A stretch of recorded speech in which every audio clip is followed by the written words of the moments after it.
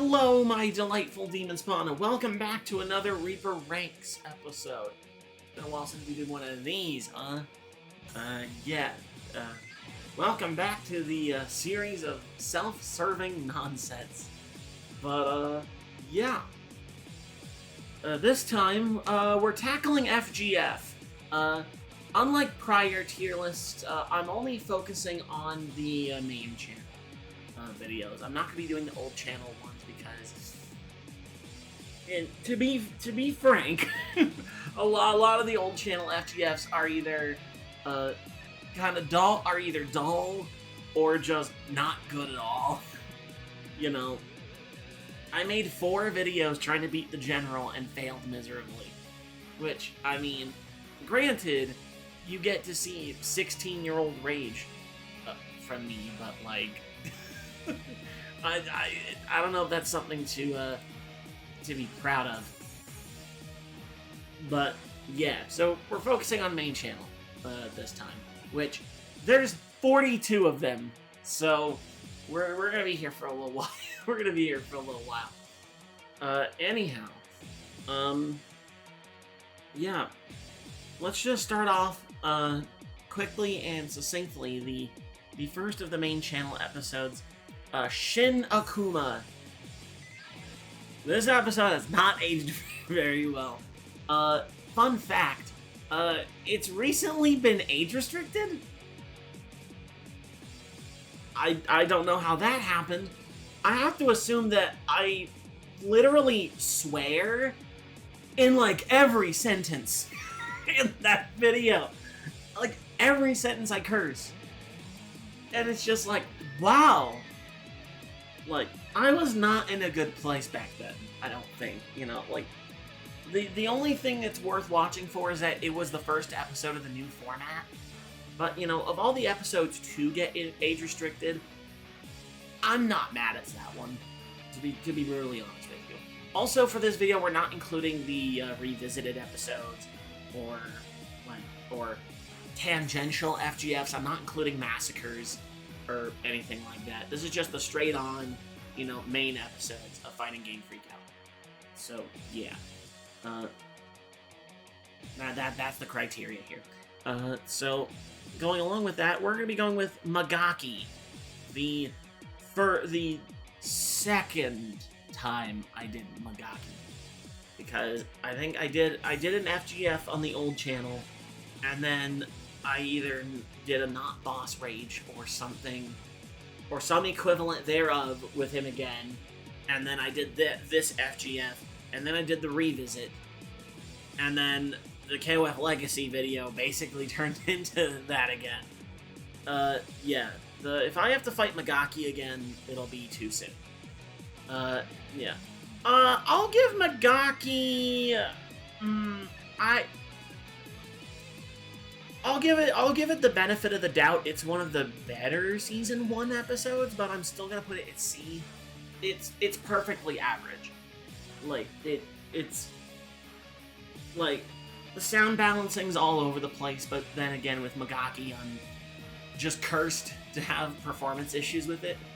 If for some astronomical reason I have to ever fight Magaki again, with the equipment I have now, there should be no issues.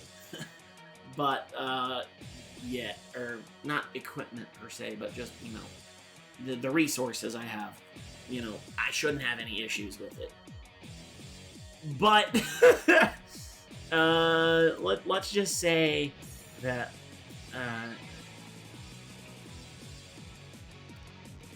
I don't know. If the opportunity arose, like, I wouldn't be opposed to doing it, but at the same time, I wouldn't be enthusiastic about it either.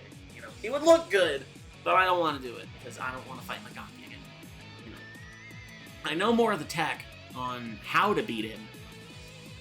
Yeah, I beat him at Evo, Evo 2024, like on an actual KOF 11 cabinet. It sucked.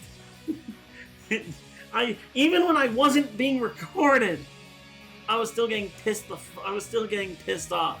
by Magaki's dumbass. Oh my god. Anyhow. Mecha Godzilla 2 from Godzilla Destroy All Monsters Melee. A game that, you know, you might want to keep in your memory banks for something. Anyhow, this episode, I'll also give it a C. I almost put it in D, but no, I don't think it's that bad.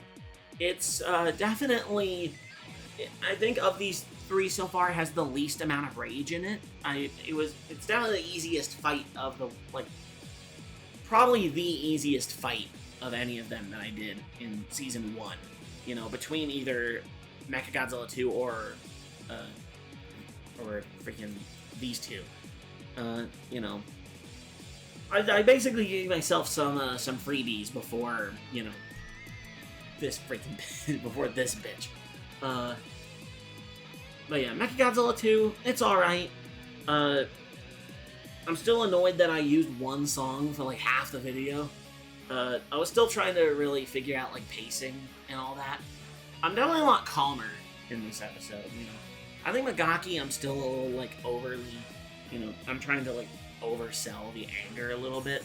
Whereas with Mechagodzilla 2, it feels like a little more natural because, you know, I played the game as a kid, so it's like that childhood frustration was kind of there. And the freaking alien citizens gag never fails to kill me.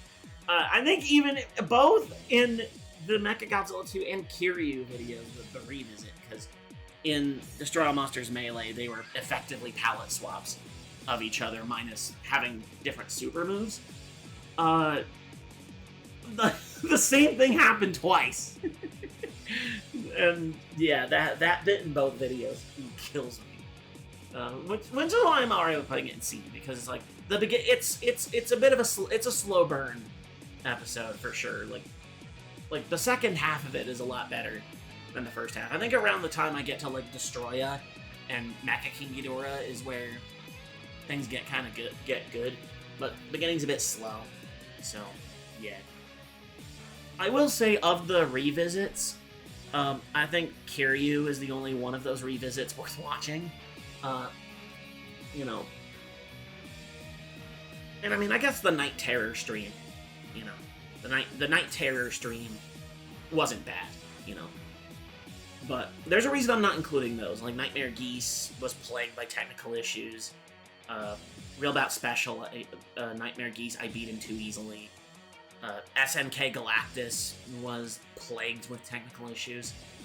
Like, yeah, there's a reason I haven't done one of those revisited streams in a long time, but, you know, maybe if I sum up the courage to fight some of the bosses I have on that revisited list, you know, things might be a bit different. Anyway, Thanos. I'll put Thanos in D. Thanos is an easy D. Easy D tier. It's not horrible, it's just not anything. Like, it's definitely the most filler episode of Season 1. You know, it's just kind of there. You know, I didn't want to throw myself at Magneto yet. I know Cyber Akuma, in the grand scheme of things, is not that bad. I just suck at fighting Cyber Akuma. I didn't want to deal with Onslaught yet, you know. Not that I even have to fight him on hardest difficulty to get mad. Just watch the Massacre video on Onslaught. Yeah. And then, you know, eventually I had to get to some of the other Marvel bosses. And I wanted to start light, and, you know, Thanos was light work compared to some of the other bosses for MVC. But overall, the video, I didn't even lose that much. I pretty much swept through most of the game as Spider-Man up until either Doctor Doom or Thanos, and then I switched to a couple characters, and then I beat Thanos with freaking Juggernaut. Which is like, how? How did I beat him with Juggernaut? Damage, baby. High damage. And Juggernaut punch. And Thanos just ate it. Yeah. The credit quest gave me more of a hard time than the fighting game Freakout, which was wild. Like I don't know what happened apart from me just, you know, like I would say I've gotten worse at Marvel vs. Capcom, but I'm not even gonna dignify what I'm about to say. I'm moving on. Abyss from Soul Calibur 3. The often forgotten boss of Soul Calibur 3 because Night Terror overshadows him in every way. I think Abyss belongs to the others, along with the other C tiers.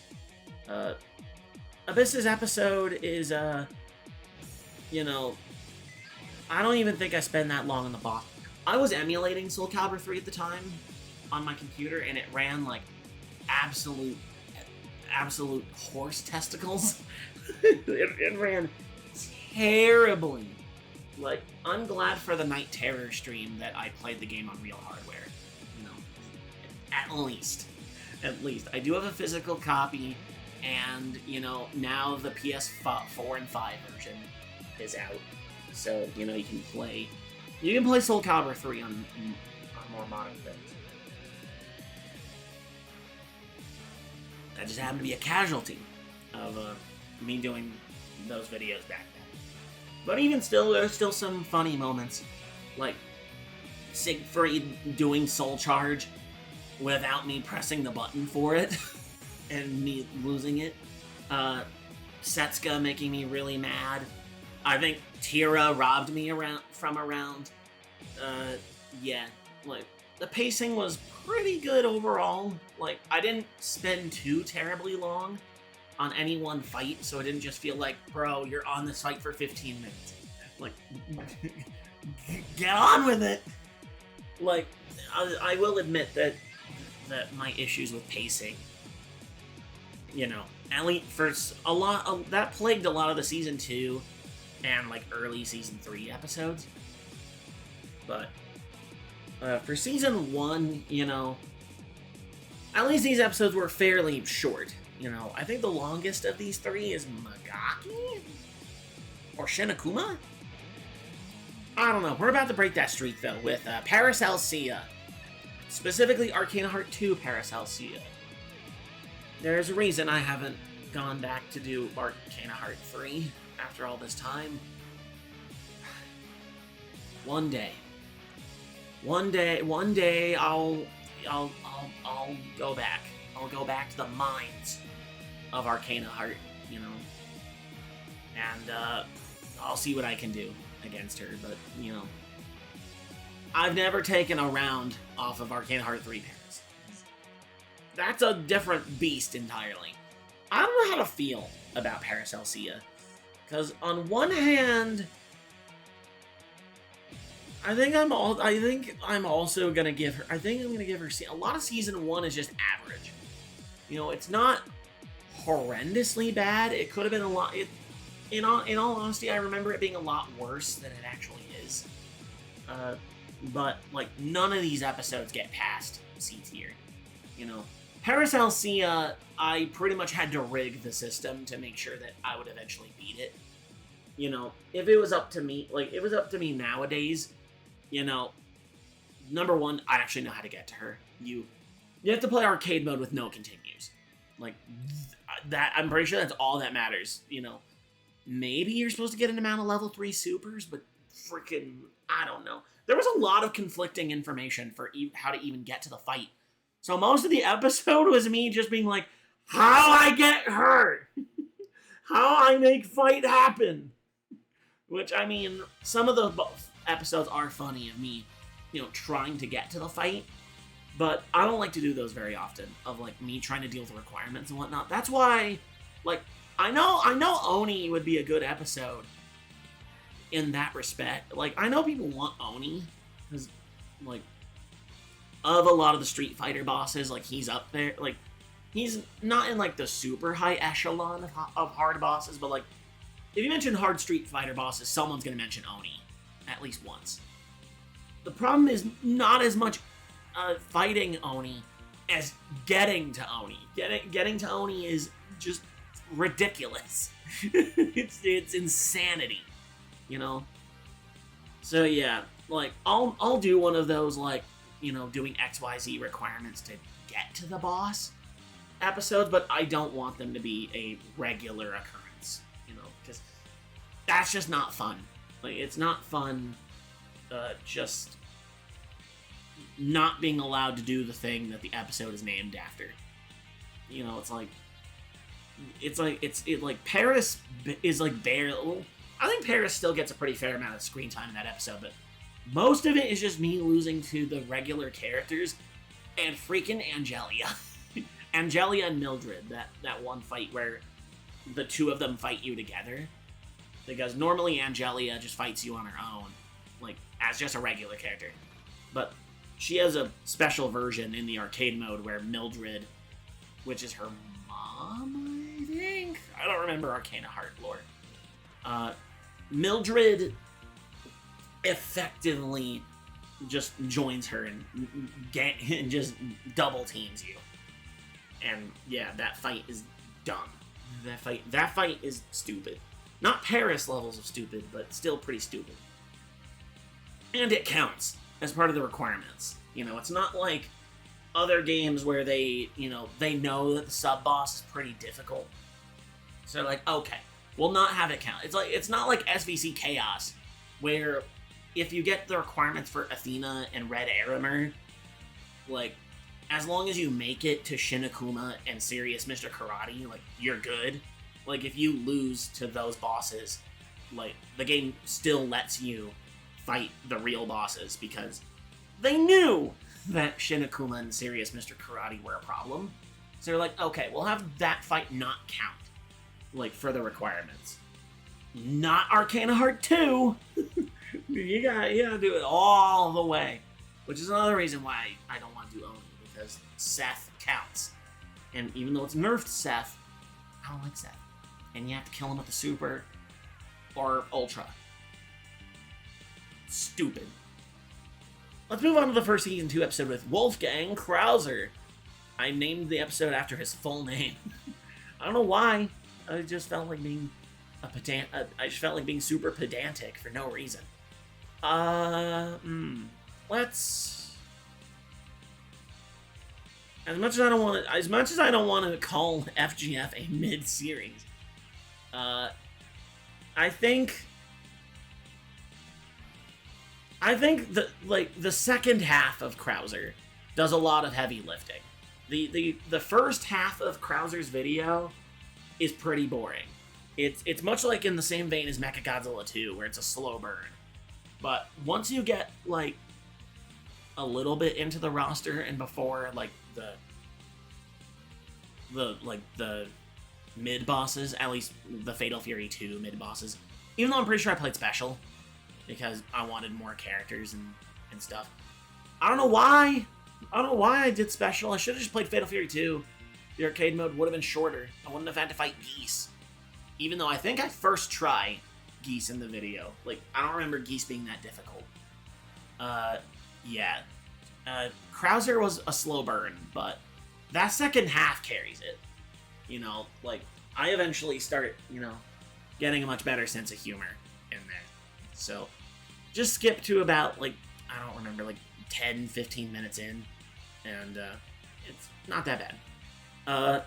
And yeah, Season 2 is where I start establishing more of a pattern with things. So my first group of bosses was Fatal Fury bosses. So second is White from Real Bout Fatal Fury Special Dominated Mind. I didn't remember that full title. Yeah. White. I think White is also a B tier, but like barely. I think it's definitely more consistent than Krauser's episode. But a lot of it was me just not being really used to Real Bout, I've definitely gotten better at Real Bout over time. Like, I feel like if I did White now, it wouldn't be nearly as difficult. Like, same with Krauser. Like, a lot of like early FGF was me getting mad, not with it's half the game being hard and half me just not knowing anything. Me just being objectively awful with these games. A lot of these bosses and like the games in general, like knowing what I know now, I would fare a lot better. You know, if I did more revisits, then like you would see that. But I don't wanna. I don't feel like it. But yeah, White I think is in the same, like, it's a good follow up to Krauser. You know, he's definitely a weird and eclectic fight for sure. The fact that if you beat him, like the round where you're normally supposed to win, White will be on the ground, and if you don't prepare for it, he shoots you with a projectile that insta-kills you. And yeah, you see my natural shock to that. Like, I had never seen White, I don't think, before. Like, I had heard of him and like seen him in like the list of Fatal Fury characters, but I had never actually fought him before, so I had no idea what he was all about. But you know, that's why I had a bit of trepidation putting him in B, because White is like one of the first times where the boss fight itself was really underwhelming, because I first try him with Geese, and I just do double Shippukens. Well, I guess by that point I had just given up, and I was just like, yeah, no, I'm not using actual skill here. Air fireballs. You know, I guess it's in the same vein as Shin Akuma, where I essentially did a mirror between the bosses, which is another reason why Shin Akuma's an F. Like, I basically, like, that's like one of the only times where it's like, what I did to like leverage the difficulty was a bit too much. Like, the revisit for Shin Akuma was a lot better, because, you know, I save stated through it, but it wasn't so egregious to the point where it basically invalidated the challenge. A certain someone would want to say that about Mechagodzilla 2. I fixed it in the revisit. Don't worry. I did it the proper way for Kiryu. So, you know, don't even at me. And I did it as Godzilla 2000, which made me fight Orga. Orga's not fun, because he punches you really hard. So yeah. Speaking of giant characters, Cyclopsis. How do I feel about Cyclopsis? I don't know. I don't know, man. I think Cyclopsis just goes and see. That's what my heart tells me, man. You know what? Of the two Power Rangers bosses,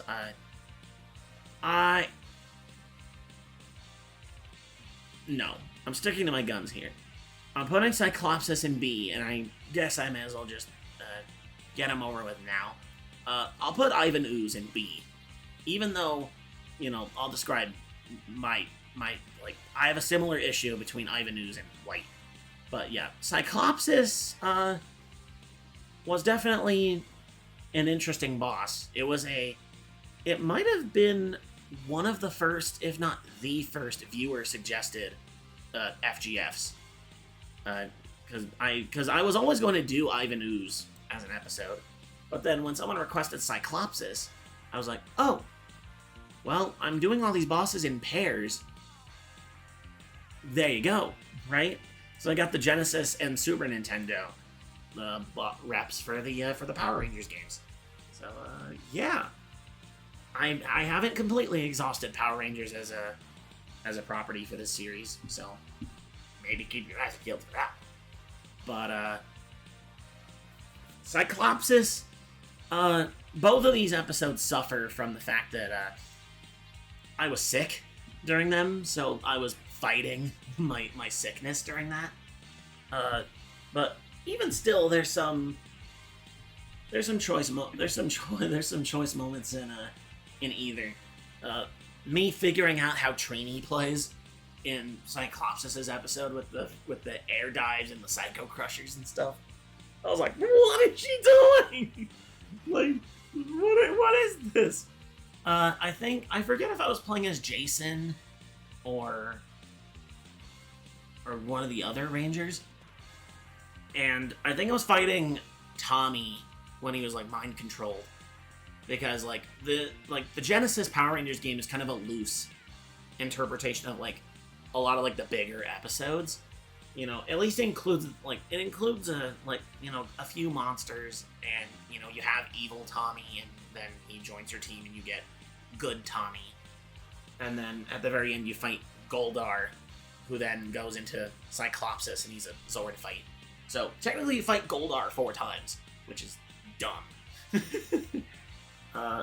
But yeah, I'm pretty sure when I was fighting Tommy, I was able to loop him, which it's always good to get a loop. I don't know which Magaki episode it was where I did the Yuri Shoryuken loop. I think it might have been this video, the first Magaki video on this channel. I don't think it was OG Magaki. But then again, I don't like to remember that video because there's nothing to remember. The game was too loud.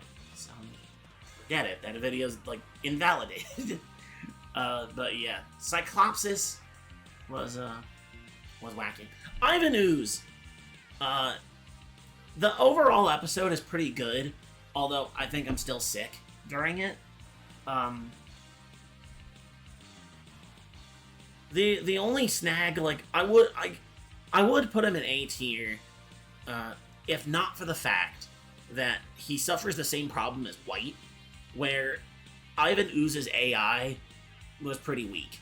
And it wasn't even like White, where with White, like, I cheesed him, you know, even though, like, I've seen other people fight White, he's not really that hard. Like, I'm pretty sure Dark Ace first tried him, even though he was playing as Alfred. Although they might have nerfed Alfred between Real Bout 2 and Dominated Mind. So, I don't know, maybe that kind of levels it out. But, yeah, like, Dark Ace was able to first try him, like, even though he was on, like, normal difficulty or something. Like, still, like, White's not that hard.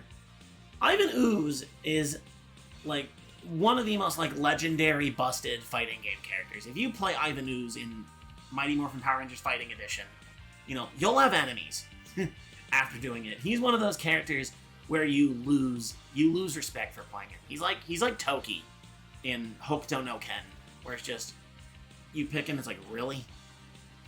Really? Or, like, he's like Pet Shop in Heritage for the Future. It's like, come on. Like, what are you doing here? Like, I know you want to win. Like, he's just, you pick him because you're sweaty and you want to win. Like that's all there is to it. You know, it's like, I remember watching a Yo Video Games video where they were playing Power Rangers Fighting Edition, and Kenny just punches in the Ivan Ooze code under the other guys' noses. And they're like, and then Ivan Ooze just shows up and they're like, hey! Why are you playing him? And Kenny's like, I don't know what you're talking about, man. I don't know what you're talking about, man. I was playing the game. I'm gonna win. Oh my god. I've met Kenny multiple times. He's a cool guy. But Ivan Ooze? Really? Yeah. But his AI, when you fight him as a boss, his AI sucks. Like, just, his AI doesn't take advantage of anything. It doesn't really play that well. For context, most of the anger in this video was from Lord Zed, not Ivan Ooze. Which is really funny. There's multiple episodes, actually, where the fight before the final boss makes me more upset than the actual boss fight. This won't be the last time that it happens. So, yeah. That's the Power Ranger duology. Overall, not bad. Galactus. Yeah. There's two giant issues with this video. One, I suck at Marvel 3. I don't know what it is, but Marvel 3 just doesn't click for me, man. Like, I've tried to get better at it, you know, but even still, like, I just don't understand. I just don't understand the mechanics, bro. Like, I don't. It's not. It's not the game for me. It just isn't. You know, if I'm gonna play a versus game, you know, a Marvel vs. Capcom game, or like fighting games in that style, I'd much rather play Marvel 1 or Marvel 2 or even TVC. Like, Marvel 3 is not my first pick, because there's something about its physics and the way moves link into each other that just doesn't make sense to me. And in this video, especially the OG Galactus video,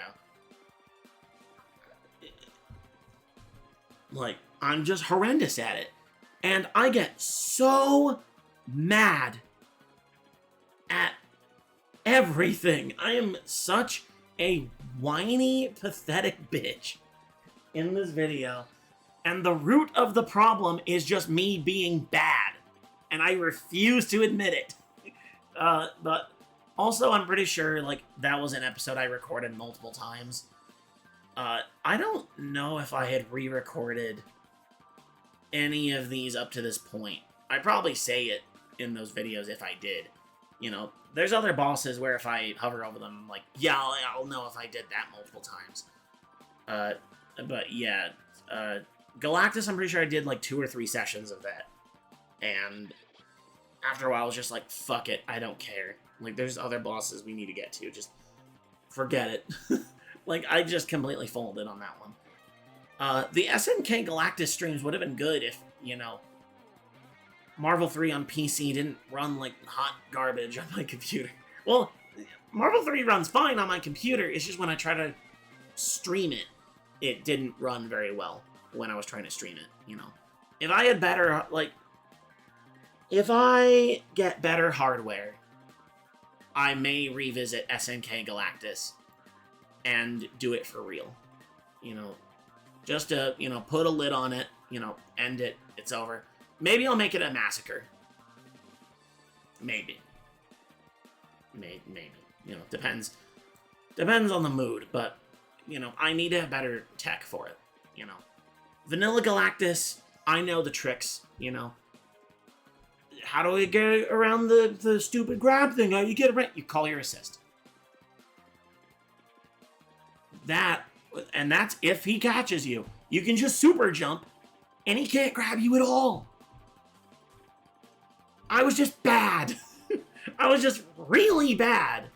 And, yeah, that's why, that's why Galactus is an F tier. Just don't want to skip that one. Just skip that video. It's not even age restricted like Shinakuma. Some people can't even watch this episode anymore, and that's for the best. Skip this one. Just skip it. And don't even watch the SNK Galactus streams. There's better episodes. I implore you. There's better ones out there. Just trust me on this one. Alright, Yami. The Versus Series counterpart. Yami is definitely better than Galactus. Well, I'll say that much. I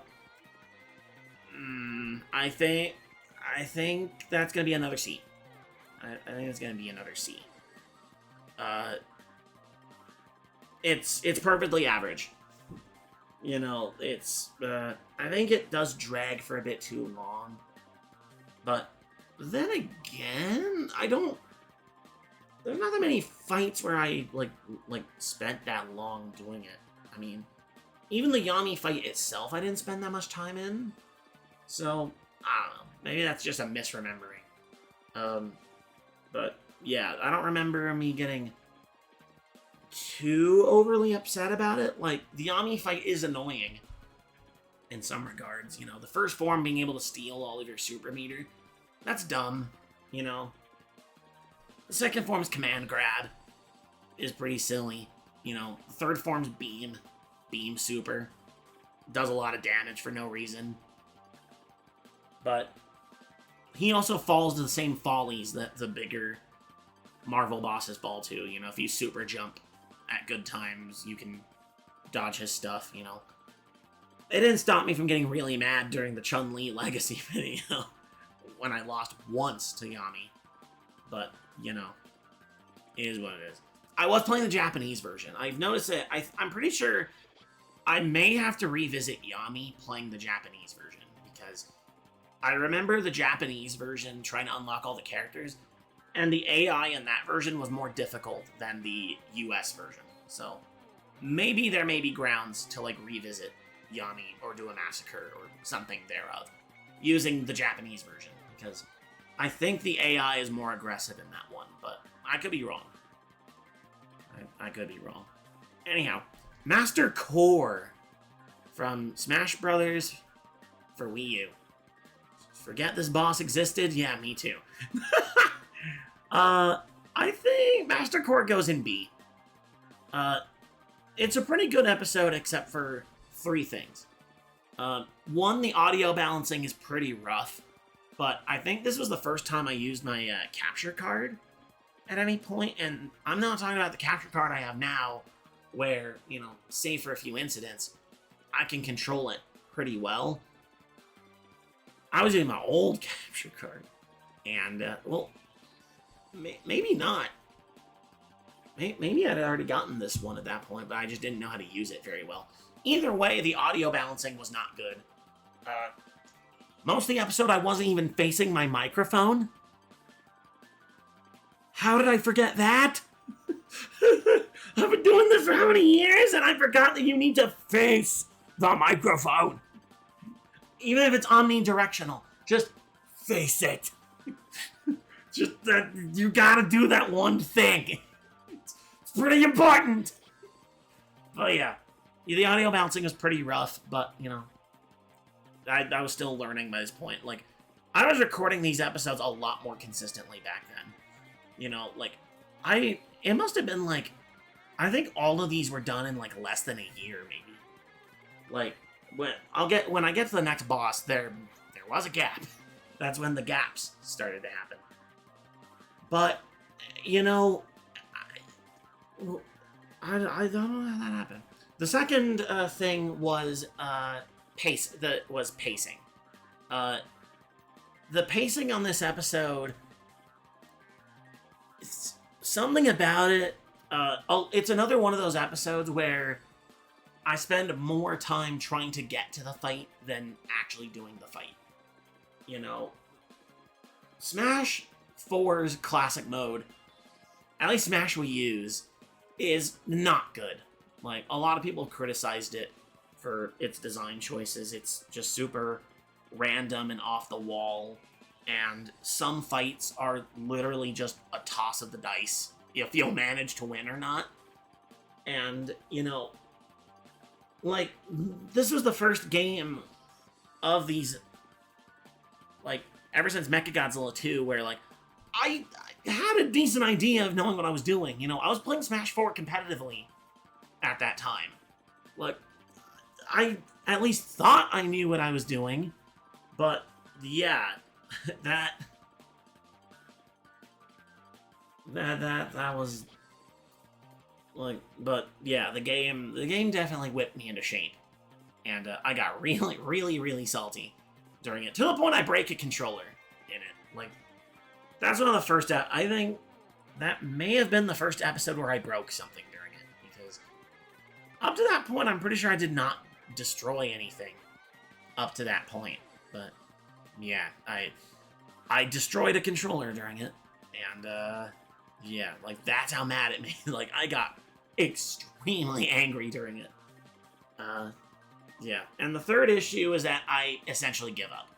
I started using custom character sets, which essentially buff you, so that I would not die as easily during it. So, you can call that cheating if you want. You know, it's not nearly as egregious as something like Shin Akuma or Mechagodzilla 2, but it's still enough to be like, you didn't really earn this. But at the exact same time, I just don't have I don't care enough to go back to this fight. I really don't. Like, especially because, it wasn't just me doing the fight. Like, I did the fight normally, and I got it done in, like, 20, 30 minutes. Like, I think, like, somewhere around, like, 20, 25 minutes. Like, the actual fight wasn't that bad. the reason I got so mad during it was because I was trying to attempt the no stock loss challenge on the challenge board. That freaking challenge is... It's so much harder than you think it is. Like, it's like, oh, just beat Classic on hardest without losing a life. You've got no idea. You've got no idea. Especially because Smash 4 has such weird physics compared to all the other Smash games. Like, if you go back and play Smash 4, it feels so weird. It feels so odd. But, you know, that be how it be. But yeah, after this episode, there was a substantial break between that and the next episode. Gleam and Darkon. As much as I don't want to do it, I think I'm going to give it the D. I think I'm going to give it the D. Not to say it wasn't ambitious, though. Essentially, I tried making an FGF for a game I didn't own, and I could not play very easily. I was playing... we did the whole episode before I had my own Nintendo Switch. I didn't own the game. So I was literally going to my friend's house, LC Games, and just recording, and I would bring my laptop over and record it. And we would just play it for a few hours at a time. And, like, I thought I could get it done in a day. No.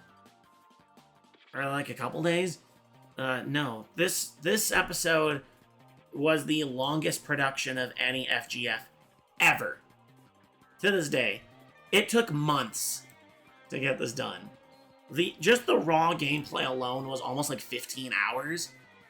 And it was just because we were playing New Game Plus Hard Mode, World of Light. And that mode is so fucking tedious. It's so tedious, especially because we knew the solutions to everything. We'd already played World of Light to start with. And, we were just kind of going through the motions. You know, like, most of the game was not really that hard. You know, there were a few fights that were tricky, but most of the game was not very hard. Until the final boss rush. Like, that final boss rush is still way too... is still pretty damn challenging. Like, most people will be able to beat it with enough trial and error, but it's like, you actually you need to have a base level understanding of Smash Bros. And some people just can't understand. Some people don't know how to play Smash Bros. And that's totally fine. You know, like, there's some people who just choose not to play the game, you know, for reasons unrelated to this discussion. You know who you are. I'm still waiting for the day that you cave and you give me melee. And then you experience the same level of fear you give me every day. Don't you go in the comment section and tell me, well, watching that credit quest. Shut it! Shut it! You know what happened if we played melee. Regardless, Gleam and Darkon, I'm glad it was there, and I'm glad I got to feature some of my friends in it. And, you know, I won't give it an F just because, you know, it was... You know, there was effort put into it, but overall the final product is an overly bloated mess. It was going to be even longer. There was one whole recording session that got corrupted, and we lost the footage, you know. And it was so inconsequential that we were just like, you know what? It's not even worth it. Let's just keep going. So there's just there's one whole section of the game that just disappears. Just because we didn't feel like going back. I'm pretty sure 2 or 3 of the first season of DLC characters launch during the freaking episode. That's how long it took. We were playing this game during its lifespan. It's like, wow. Wow. Yeah. I'm never doing something like that again. Like, unless it's for like a review or, you know, like a video essay or something that, you know, would naturally require a lot of effort, I'm not doing something like that again for an FGF, you know. Maybe I'll spend a day in editing, but like that's about it. It's like I'll set a few hours aside to record and like a day to edit. That should be enough. That should be enough to get the episode done. I'm just saying. Anyhow, let's move on to the next. Excuse me. Next boss, Zonkuro. I'll give Zonkuro a B. I think Zonkuro was a decent, like, after Galeem and Darkon was a good return to form. You know, it was back to basics. It was Cyclopsis and Ivan Ooze are kind of in tandem with being requests. Zonkuro and the next Samurai Showdown boss were also requests. And I was like, you know what? Why not? Why not throw Sam Show into the mix? This is before I had any real idea how to begin playing Sam Show, and I just kind of jumped into the deep end with no real concept of what I was doing. And yeah, both of these episodes confirm that I had no idea what I was doing with Sam Show, and frankly, I still don't. You know, just watch the credit quest on the first game. Yeah, when I revise the credit quest tier list, although the second credit quest tier list will have a different criteria from the first one, you know. With these ones, it's just ranking, you know, how much do I like the episode. You know, with the second version, I want to do different criteria for ranking them. Anyhow, Zonkuro himself wasn't that bad, but there was a caveat. Part of the request was I play Sam Show 3 on upper grade mode, which if you don't know what upper grade mode does, it disables your blocking, but you have infinite super meter. And it just so happens that I picked Halmaru in either slash or bust mode, and his super was easy enough to where I could just spam it over and over again. And yeah, it's an episode I recommend watching audio only, because the flashing lights, my god, like, it makes it so difficult to watch by the end. The second half of Zonkuro, like, audio-wise, is pretty good, but the freaking flashing from the super moves, I know it's an arcade game from the 90s. Like, that was pretty normal back then, but still, like, it's almost too much. It's almost too much. But I do remember doing the little bit with Zonkuro. Zonkuro fakes you out in Sam Show 3. You think it's just a regular 2 out of 3 fight. No. With Zonkuro, you beat him twice, and you're like, okay, cool, it's over. Then, lightning starts coming down, Zonkuro gets back up, and they put you in a third round against him. And I'm pretty sure if he didn't win if you 2-0 him, and he wins that third round, he wins automatically. I'm pretty sure. Which is that's just stupid. That's just so dumb. I don't think he beat me from the fake out. I think I was still able to beat him from that. Like, I don't think I had to get sent back from that moment. But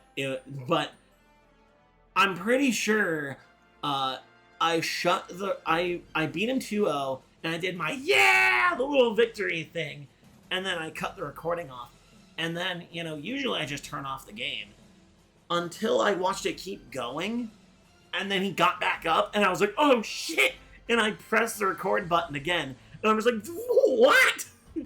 And that's why I do the little edit there, because I think that's why I did like the little like edit where it was like the heartbeat like going out, and then it goes back to the fight because I thought it was over, and turns out it was not over. But I'm glad I caught it before turning the game off, so that, you know, the ending would have a little more substance.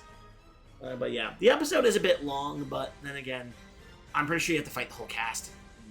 Yeah, it was gonna be long no matter what. So, yeah, the early Sam shows had a bad problem with. A lot of early SNK fighters, they make you fight the entire cast of the game. And it's like, okay, when you have like 6, 7, 8 characters in your game, you know, that's fine. But when you get up to like 10, 12, 13, like 15 characters, it's like, Jesus Christ. Leave me alone. But yeah. Speaking of leave me alone, Demon freaking Gao. This...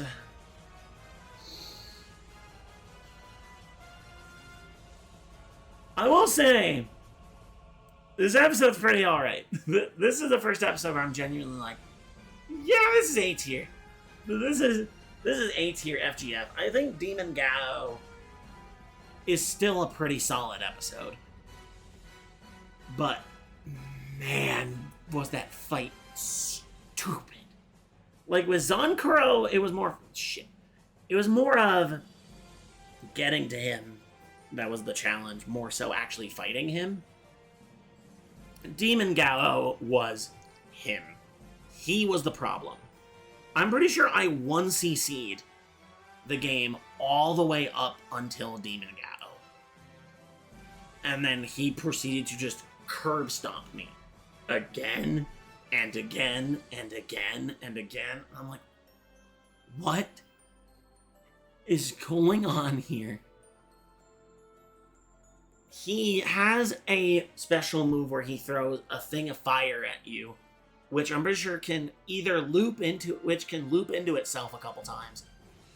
And I think it can link into his super, which is essentially this guy's super with the added bonus of breaking your weapon, because it's his weapon flipping technique.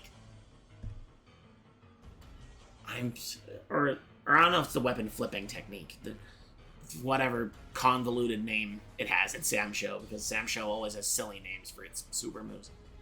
It's the one where it breaks your weapon and doesn't just disarm you. Like, you have to wait like 10, 15 seconds. Like, you have to wait like 10 seconds for your weapon to come back.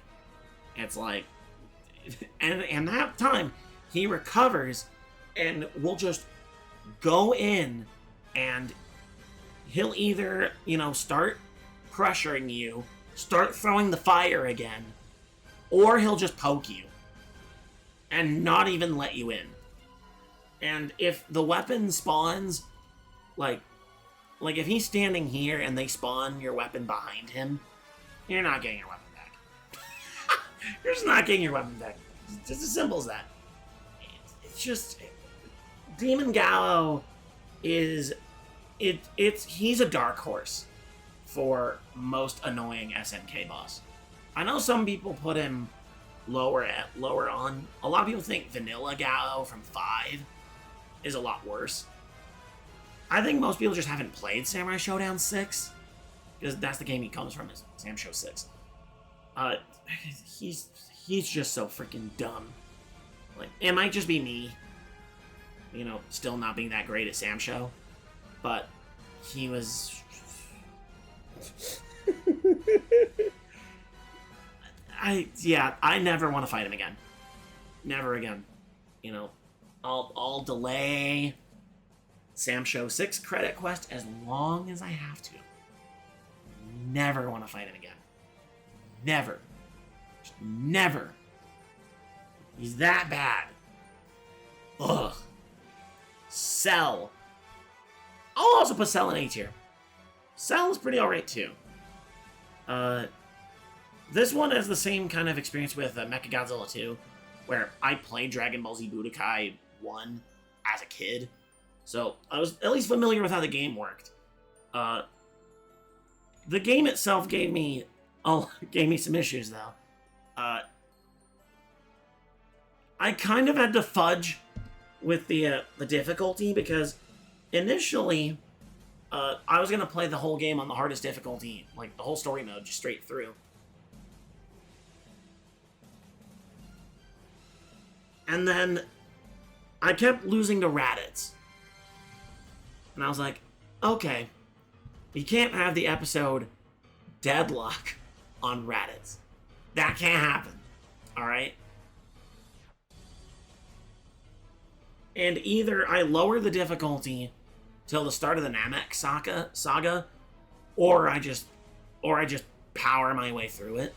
I don't know. I don't remember what happened there until I got to the fight with Ghost Vegeta on Namek, or whatever name he has. It's the part where Goku's training before he gets to Namek, and it's the simulated Vegeta.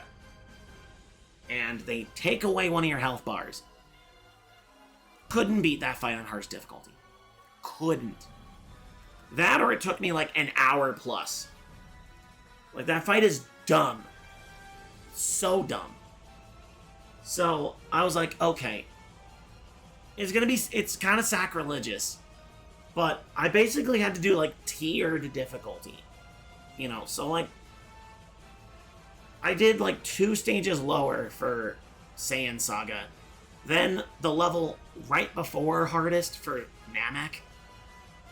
And then hardest difficulty for the Android Saga. So I did fight Cell at least on hardest difficulty. But 2/3 of the game beforehand, like, I had to scale it back for 2 fights that should not have been that hard. But honestly, even if I had gotten that far, I don't think I would have been able to beat Frieza on hardest difficulty, because I got really mad at the final fight with Frieza. Like, it was so hard that for a brief moment I turned into a lawnmower. Like, that's how frustrated I got. So, yeah. Not not a fun time with Cell. But, you know, whoever said that fighting game Freakouts were meant to be fun? Who said that? Not me. I never said they'd be fun. But yeah. Kid Buu from Dragon Ball Z Hyper Dimension. I almost put him in C, but you know what? I'll give him the B. Just barely. Kid Buu barely got there. This was another case like White or Ivan Ooze, where the fight before Kid Buu made me a lot more angry than Kid Buu himself, which was the fight between I think it was Goku versus Majin Buu. That pissed me off. And I think it's because they either start you in the sky, or Majin Buu's AI just really loves knocking you into the sky. But that motherfucker just kept doing it.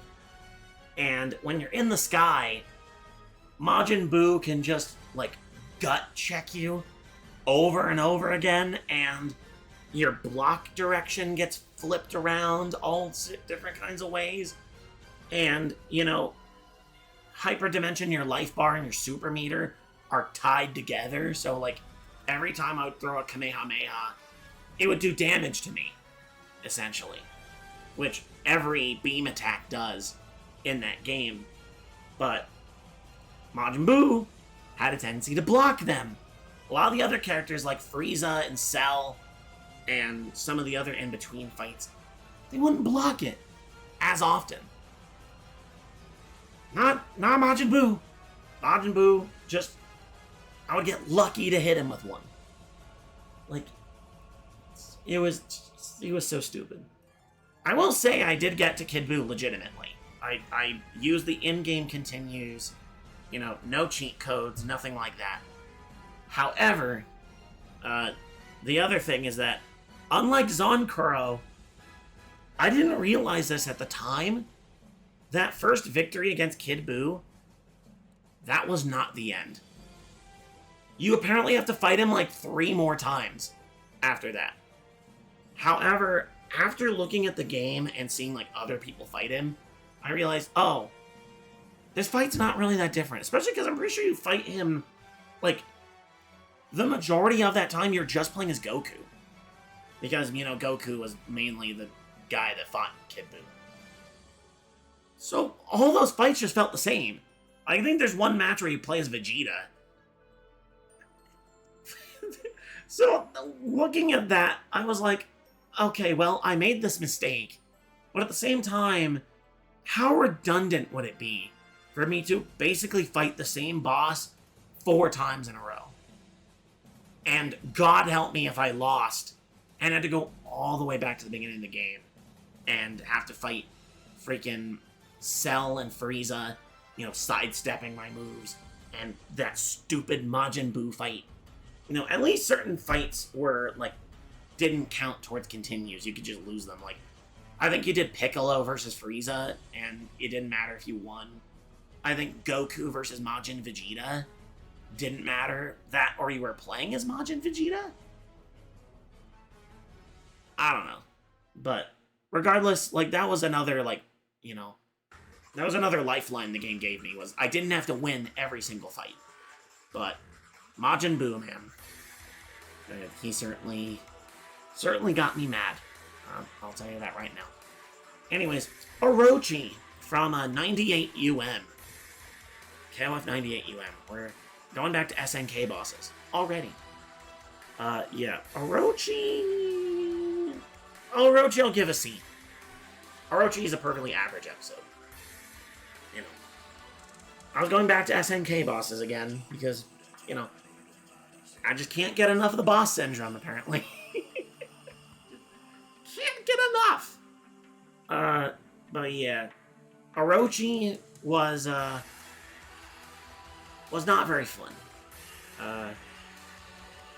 That was definitely a fight. That was definitely an episode where most of the episode, was me just trying to get to Orochi. You know, well, I'm pretty sure I get to him first try, though. Like, first or second attempt through the arcade mode. Like, I got to him pretty quick. I will say, though, I'm pretty sure with Orochi, that was, like, my 4th recording session. Like, at least 3. Like, minimum 3, but I'm pretty sure it was 4 recording sessions. This is where I started re-recording episodes a lot. And, yeah, that's something I rarely, if ever, do nowadays. You know, like, when I was getting really frustrated during Chun-Li Legacy, re-recording those videos, I felt like that was the same level of frustration that I had back then. Just, these episodes just were not going the way I wanted them to. And I was just like, just, for God's sake, just, please. But in the end, I eventually got to a place where I was satisfied with Orochi. The fight itself's not that bad. Like, Orochi's on, like, the lower echelon of KOF bosses. Even when I say 98 UM is the harder version of Orochi, most of that's because he, you know, you have to, you know, go through arcade mode with no continues, and you have to get a certain amount of super KOs in order to even get to him. But once you do get to him, you can continue as many times as you want. I think you can use continue services on him. Although, as an established rule with SNK bosses, I don't use continue services against them because that goes against the spirit of the fight. So, you know, I don't think there's been an SNK boss where I've had to do that yet. And I don't know if I ever will at this point because I've gotten rid of a lot of the big targets. But, you know, that's another aspect to look at, is that, you know, I intentionally ignore the continue services. And yeah, I beat Orochi fair and square, you know, got to him legit, beat him legit, you know. So, hey, it is what it is. The same cannot be said for Omega Rugal, episode 20. Yes, this is where the phrase Omega Rugaling came from. I'm giving the episode beats here, by the way. What does Omega Rugaling mean? Simple. It's when I finally get to a boss fight, and I don't want to, and I want that to just be the episode from that point forward. Not going back to the beginning of the game, getting back to the boss, then getting sent back to the beginning of the game, and all that. Like, just, no, we're past that. Let's just get to the damn fight already, you know? And with Omega Rugal, once I finally got to him, like, I didn't even care that the team I had were mostly characters I didn't do that great against him, you know, because I had, what, Terry, Kusanagi, and Hydern. Only Hydern was the only character that was really that effective against Rugal. Then again, I also am still not that great at KOF, so, you know, a lot of that is mostly due to the fact that I just didn't know how to play. I don't know how to play the other two characters that effectively. Although Terry does get his get back against one of these bosses. He does. He does. But yeah. Omega Rugal was really fucking annoying, and I don't... If it wasn't for save states, I never would have beaten him. You know, he's one of those... He's one try only, and I didn't think it'd be worth it for you guys to just see me get sent back to the beginning of the game over and over. That's not funny. You know, I don't think it's funny. You know, some people might think it's funny. I don't think it's funny. You know, I would rather, if I'm gonna lose, at least let me lose on the boss. You know, it's what the video's named after. And with Rugal, I spend most of the video on Rugal.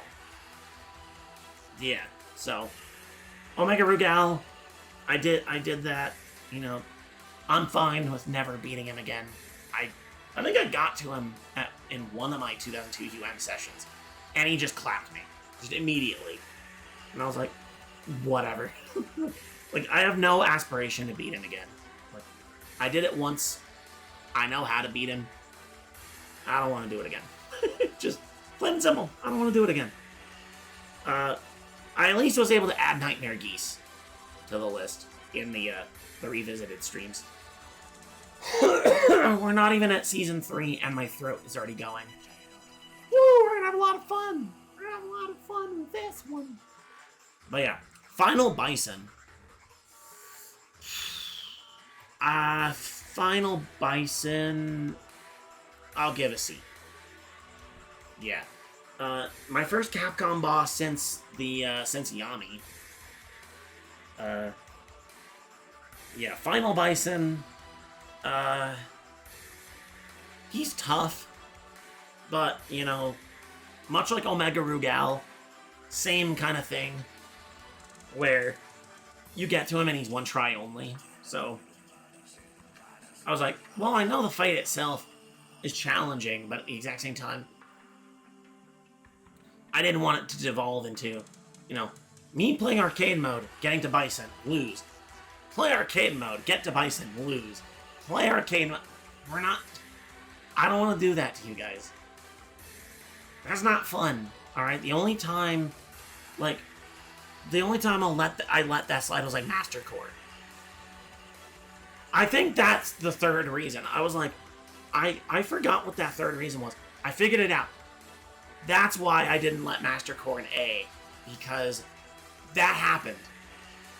I would get to Master Core, lose, and you can't continue because it lowers the difficulty. So then I would have to go all the way back through classic mode, and then get to that fight, lose, go through classic mode, lose somewhere in classic mode, go all the way back, and just that constant backtracking, to me, is not funny.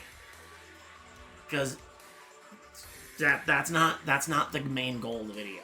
The main goal is not just getting mad at the mode, it's getting mad at the boss. The boss. Why can't I just fight the boss? Why did I do it this way? Because, admittedly, going through that ladder and getting mad at it is funny in certain moments. Like Cell. Cell's a good example of it, where the fights leading up to Cell are pretty funny. You know, arguably I'd say the same for like Zonkuro, or like Kid Buu, or even Ivan Ooze.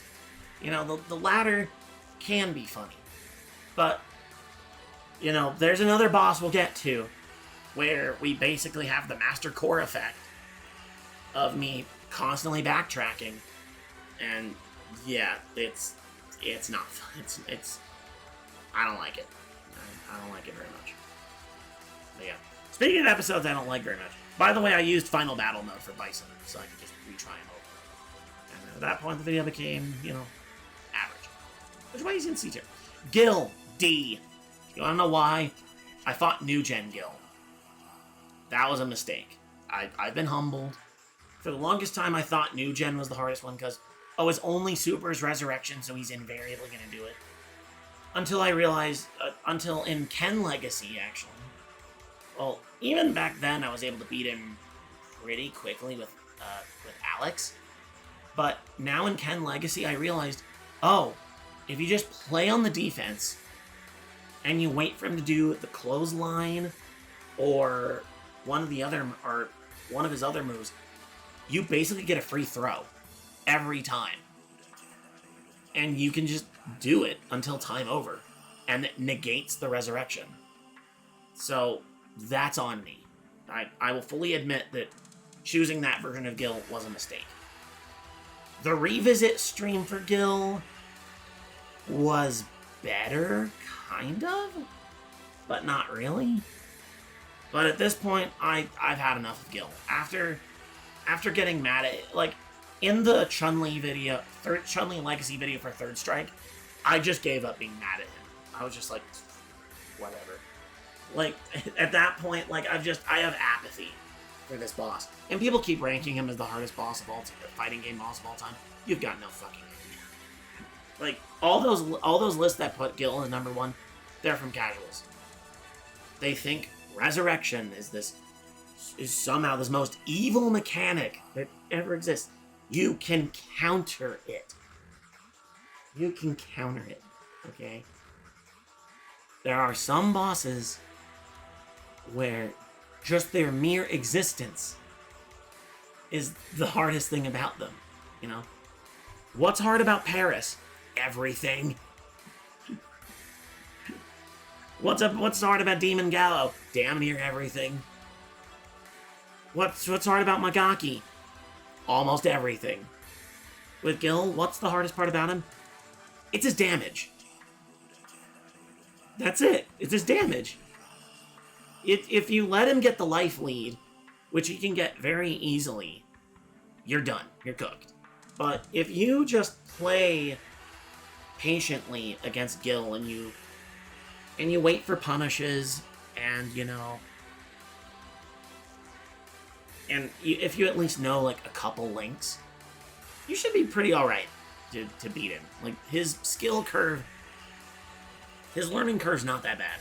And even then, I'm pretty sure in all three versions of Street Fighter 3, the AI scales.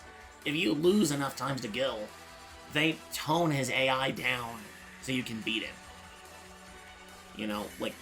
Like, I think in Ken Legacy, like, you see that, where I just start taking losses over and over and over on purpose to get the AI to do that. So that I could just, not necessarily steamroll him, but, get to a point where I could just get it over with. Because at that point, I was just sick and tired of fighting Gil. Because with Ken Legacy, I had to fight Gil in all three Street Fighter 3 games. And, yeah. Like, New Gen Gil annoyed me until I figured out the throw loop. Then Second Impact Gil didn't want to work that way. In Second Impact, they changed the throw command. So that was harder for me to do. So I got really mad with Second Impact Gil. And then with Third Strike, I was over it. I was totally over him. So, yeah. Point being, I should have known better. I should have just picked Third Strike for the initial video. Yeah. I didn't know any better, but Gil is still not that hard of a boss if you know what you're doing. So, stop ranking him number one. Even from the big franchises, there's harder bosses. Freaking Azazel is harder than Gil. Akuma in Super Turbo, or not even Super Turbo. Alpha 1 Akuma, harder than Gil. I did the Massacre video. That Massacre video was an honorary FGF, because I made sure to do it on hardest difficulty, just so that Ace would have no ammunition against me. I made absolute certain that, apart from fighting, try beating him without exploits, like, that's the only kind of leverage he has against me. Otherwise, can't say no. He hasn't said anything to me about that Akuma fight. Because he knows how bullshit it is. And I'm pretty sure he'll agree with me when I say that he's harder than Gil. He is. I would much rather fight Gil over Alpha 1 Akuma. Arguably, I think Alpha 2 Shin Akuma is harder than Gil. I'm just saying. Like, there's harder bosses out there. I think even Oni might be more difficult than Gil. But then again, most of that challenge is just getting to Oni. Like, half the challenge of Oni is just getting to him. I'll keep driving that point home until the cows come home.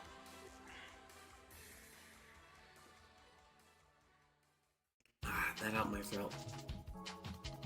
Surprisingly well, actually. We're getting to the end of Season 2. So, yeah. Let's keep going here.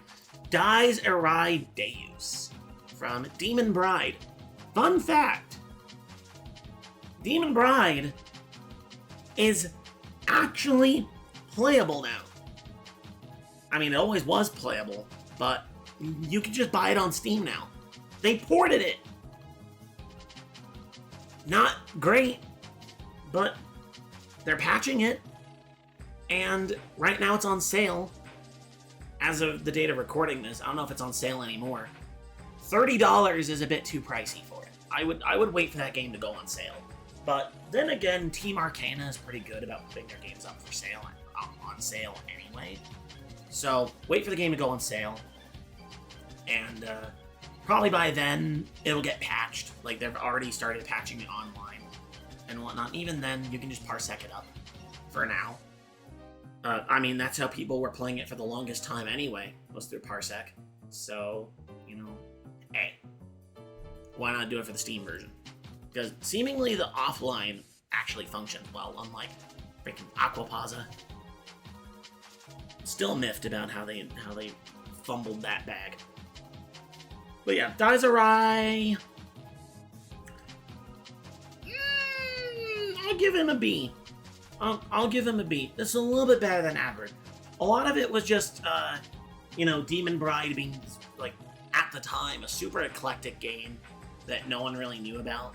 And, like, some people had been like, oh, this boss is really, really, really bad.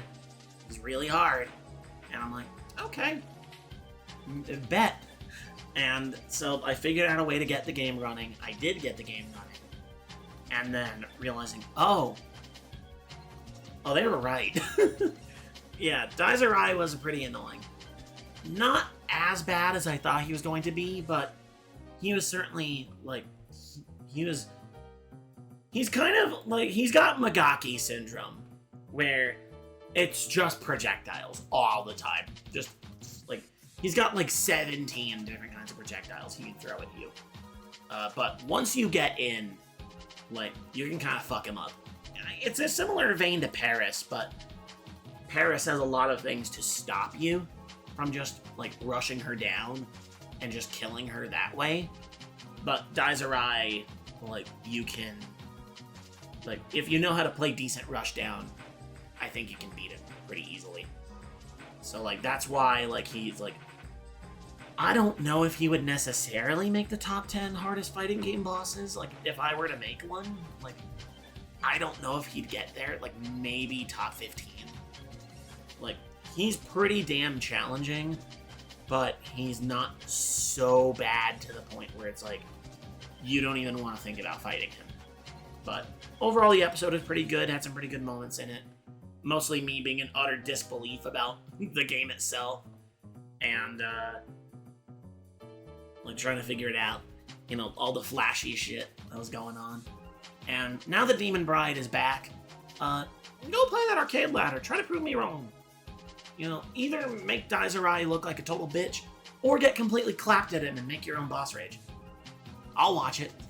Because I'm one of the 13 people that actually champion Demon Bride. I love it. Anyhow, speaking of a boss that hits top 10 fighting game bosses, Holy God Earth. I will say this episode hits A tier. This one's like, it gets to like peak anger for me, but Holy God Earth was an episode I had to re-record over and over and over again. And it wasn't like any of the other bosses where, you know, it wasn't like, oh, do you have to get to them requirements? No, it's just a regular final boss. Just a straight shot through arcade mode. The arcade ladder is not that hard. Like, maybe there's like a couple characters in there that annoy the shit out of me. Holy God Earth is a boss that I completely underestimated going into it. I was like, I knew that he was hard, and I knew that he was overpowered, but I did not know the lengths that the AI would go to ensure that I couldn't beat him. That fight is damn near luck-based, whether or not he just lets you win or not. And it comes down to the fact that he has, I think he either has infinite meter or just really fast meter regen, and he has a beam super. And the beam super, there's no super jumping. He's from Spectral versus Generation. That's a game I don't think is ever coming back. If that game does come back, I'll be floored. And at that point, I'll expect the port to suck balls, because seemingly every port of old fighting games has to suck balls, unless it's being made by Capcom. Because Capcom kind of knows what they're doing with ports a little bit, you know. MVC Fighting Collection and Fighting Collection 2, actually pretty good. And maybe Fighting Collection 1, but I've never played Fighting Collection 1, so I don't know. I'll just take their word for it, since, you know, MVC Collection and Fighting Collection 2 are pretty solid. Every other port of old fighting games now they've been whack. Don't even bother. So if they do bring Spectral versus Generation back, have zero expectations. Just zero. I have no expectations for it. But yeah, Holy God Earth would throw this beam super out.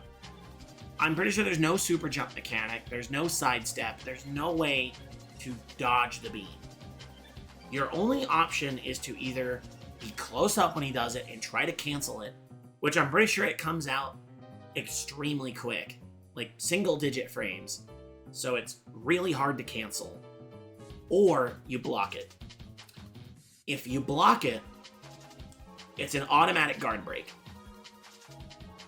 Just straight up. It just completely decimates your guard meter.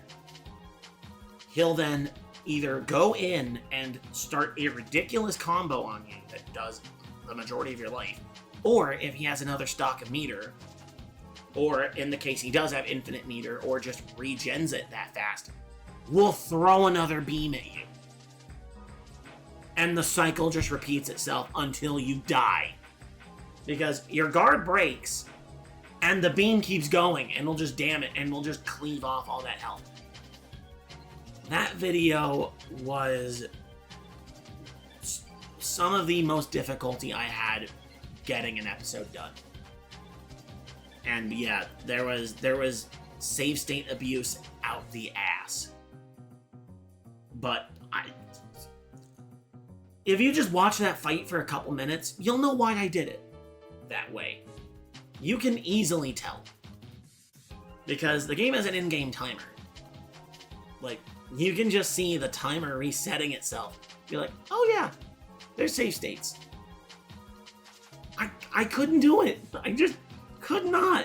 I don't think if I even I do not want to revisit this boss. I will only revisit this boss if I'm forced to.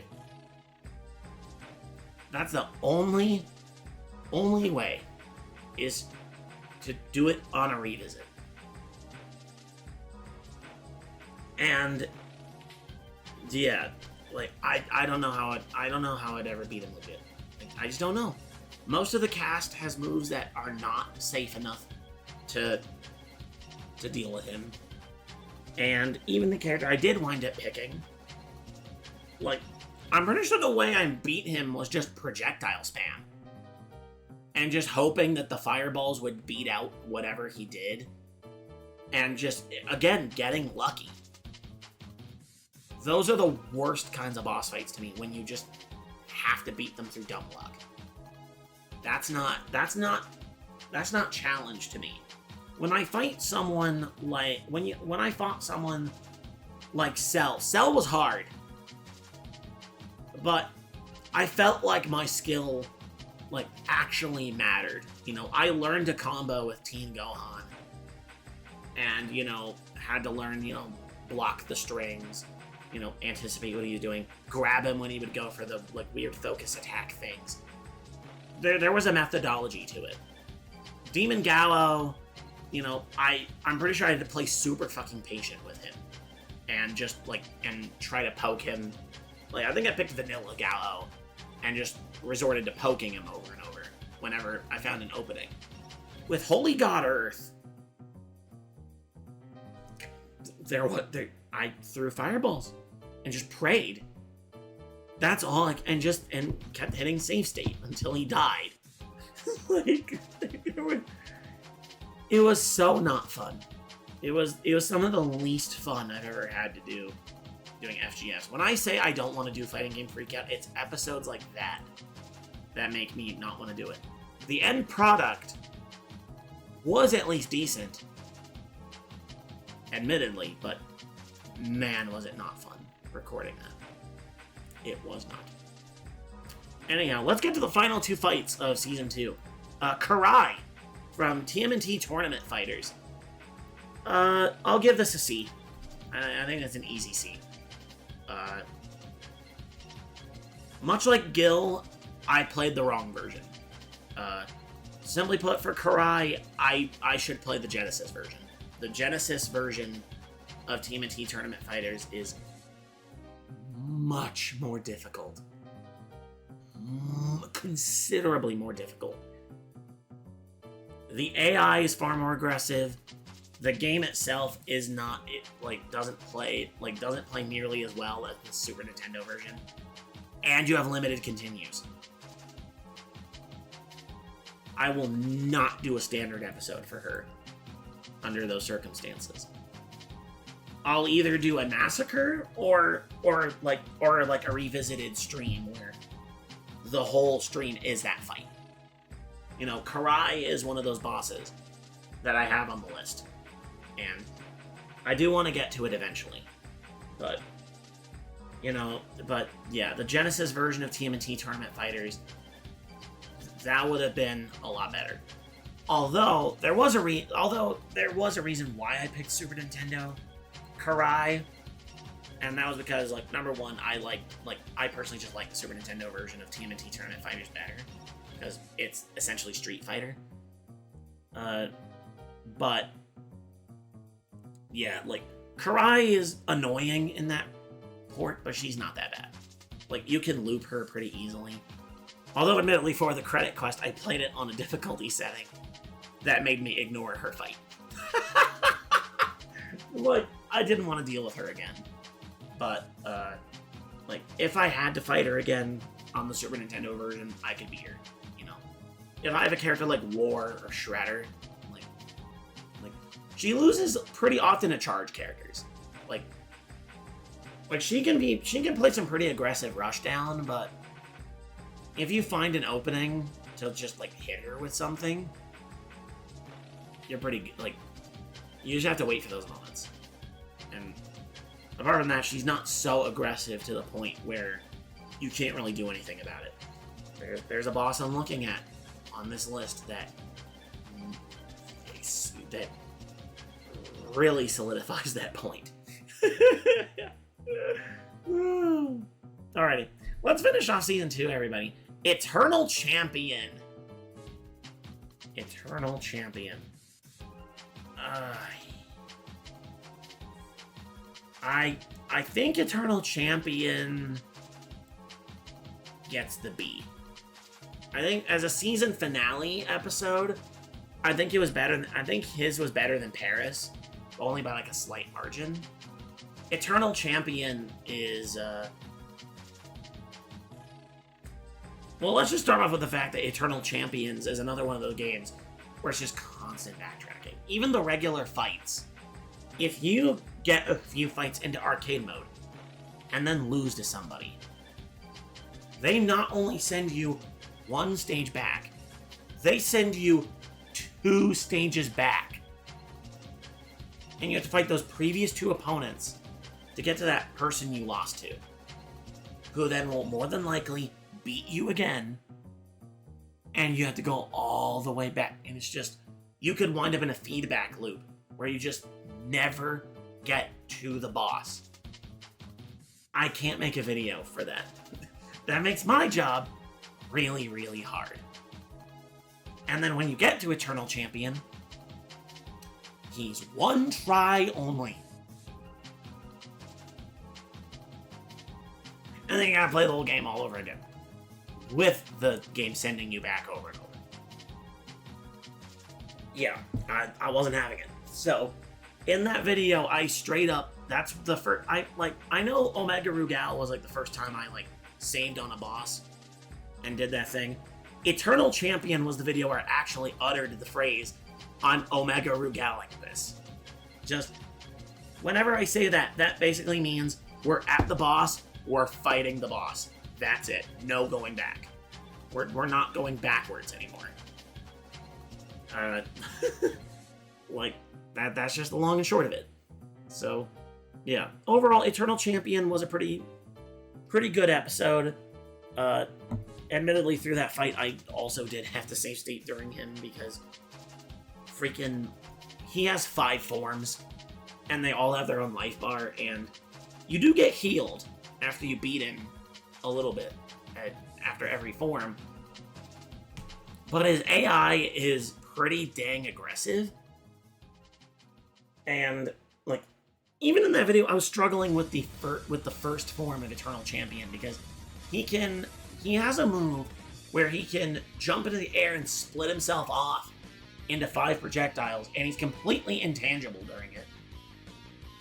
And then he has another move where he can just make himself invincible. Completely invincible. And he can still walk around and do normals and shit. Ivan Ooze has an invincible move. Literally called the Invulnerable Strike. He doesn't do it very often with the AI. Eternal Champion will just spam that shit. Make himself invincible and then just rush you down. And you can't do anything about it other than just block and hope he doesn't grab you. What? That's his first form! Freaking Tiger, I think, yeah, Tiger form lets him get this crazy speed boost. Dragon form gives him this fireball that he can do, which he loves to do at the, like, perfect time. Hawk form gives him Raiden's Ayababa Ye, which, you know, is just great. And I think it lets him do more chip damage? I'm not, that might be a misremembered, but I definitely remember the Raiden shit. And then Shark form. Shark form. He turns into a living Reppuken. That goes all the way across the screen, then back, then then forward again. Just literally gone around like a shark, just floating around like a shark fin. And he's just a floating hitbox. And again, he's completely intangible. What the what? Yeah, not fun. Not a fun fight, but, you know, it was still succinct. It was a pretty succinct episode. The pacing of it was pretty solid. And a decent amount of frustration from me. You know, it was a good way to end season 2, which had some, you know, which had mostly pretty good episodes. You know, not like super good episodes. We haven't gotten there yet, but yeah, but Eternal Champion was a good episode to end out on. All right, next up, we're at the home stretch, baby. We're at the list of season 3 episodes. Season 3 is not finished yet. I know. Okay.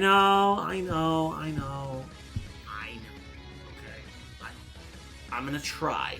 I'm gonna try to get it done. You know, I have a plan, but it'll depend on if I'll be able to execute that plan. Yeah, Dark Champion. For a season opener, like, I want to give it C, but for being a season opener, I think it winds up putting Dark Champion in D. Because it's just a worse version of the Eternal Champion episode. Because I want it to be like, oh, I ended Season 2 with Eternal Champion. Let's start Season 3 with Dark Champion. And it's basically the same episode, but it goes on so much longer. And most of it was because of this motherfucker, who's not even the final boss in that game. But you know what they did in the Sega CD version? They were like, okay, he's not the final boss anymore, but, you know, in the Genesis version, he had 5 life bars. Just a casual 5 life bars. What do we do to up the ante?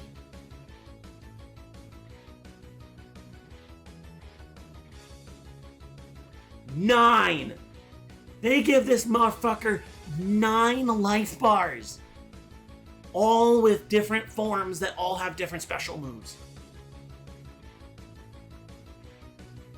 What? And keep in mind, if you lose to him, like, I think in both games they give you like a grace round to lose. But if you lose it to him twice, back to the beginning of the game. And the fact that, and the game also does the same thing as the first one, sends you back on the regular characters. Like, what the fuck? And then Dark Champion, they make you fight, they force you to fight him with the Eternal Champion. But you're like, oh, cool! I get to play as a supercharged boss character. I almost got you there. No, you play as Eternal Champion 2, the nerfed version of Eternal Champion, where you have to change his forms manually. And when I made that video, none of those inputs were documented. I don't know if they've still been documented. I don't know if anyone's documented those inputs to change between these different forms. And it don't make no sense. The only reason I was able to beat Dark Champion was, number 1, save states.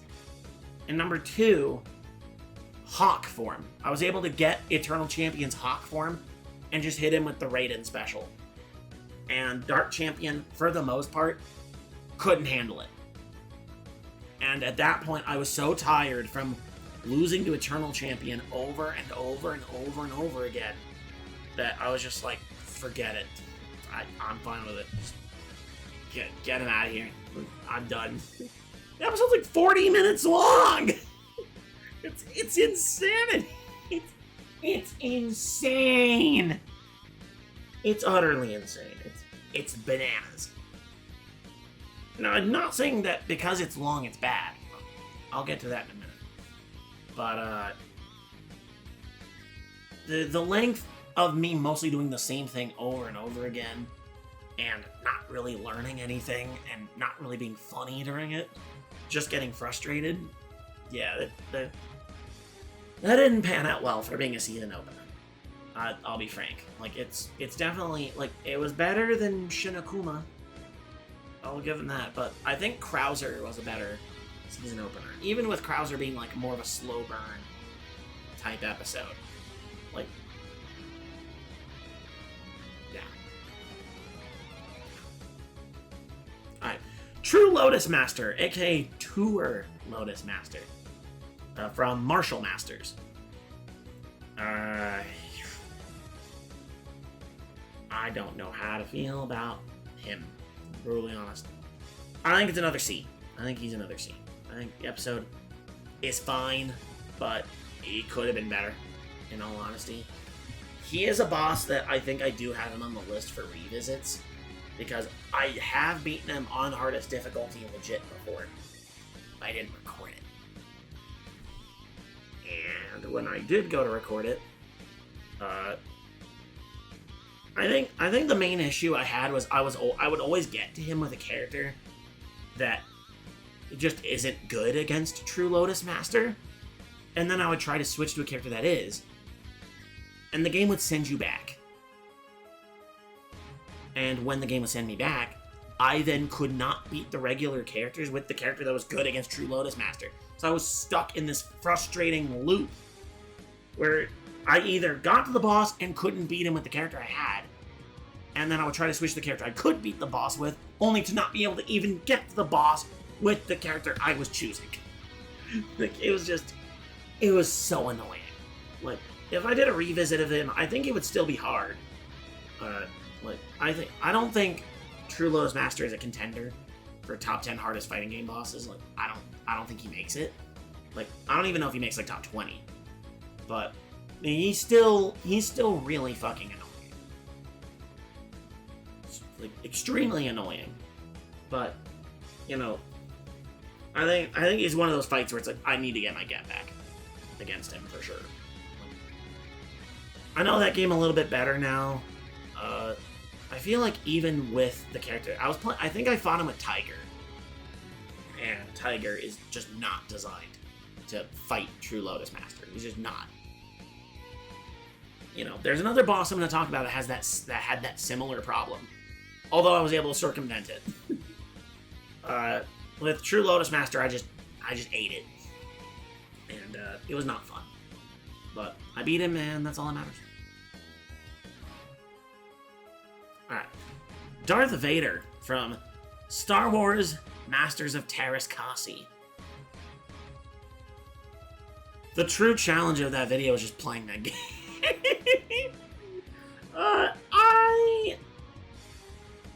I'll give Vader a B. The video itself still wound up fine.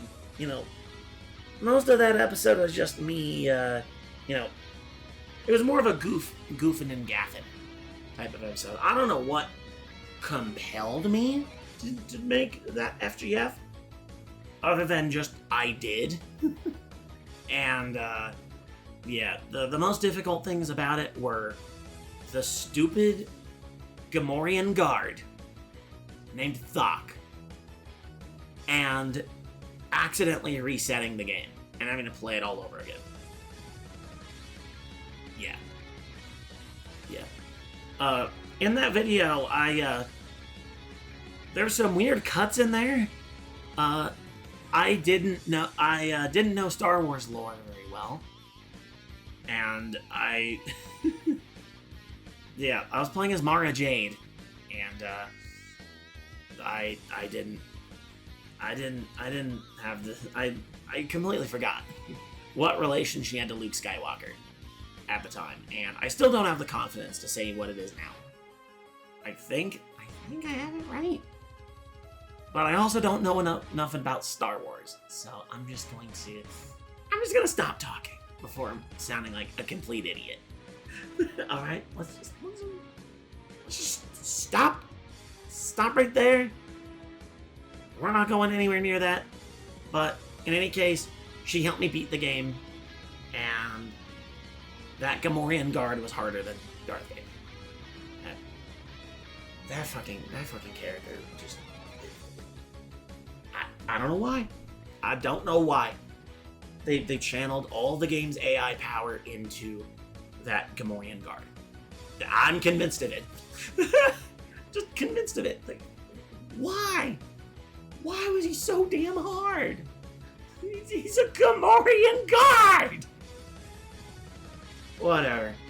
Dio from JoJo's Heritage for the Future. I'll give him... I think he barely makes A tier. Barely. I fight him twice in the video. The first run, I curb stomp him with Kakyoin. I think I only lost like once. And I think it was like a close loss. Like, I think I damn near 1CC'd it on hardest difficulty with Kakyoin. Because Kakyoin is... I didn't know it at the time, but he is cracked beyond cracked. He is super fucking good. He's ridiculously good. He's that level of good.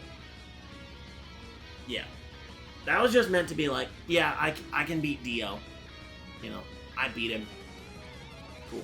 And then I did it again as Jotaro, thinking that, you know, oh, I struggle beating this game with Jotaro. So if I'm gonna get really mad doing that, short answer, no. that didn't happen. I still beat the game pretty easily on hardest with Jotaro. I forget which character it was. It wasn't New Kakyoin. Well, I don't know if New Kakyoin fights Dio. There was a character in the credit quest that I think if I would have played as them in the FGF, that might have made, like, actual content. Like, that would have been money. But alas, I did the FGF before the credit quest, so yeah, it just kind of worked that way.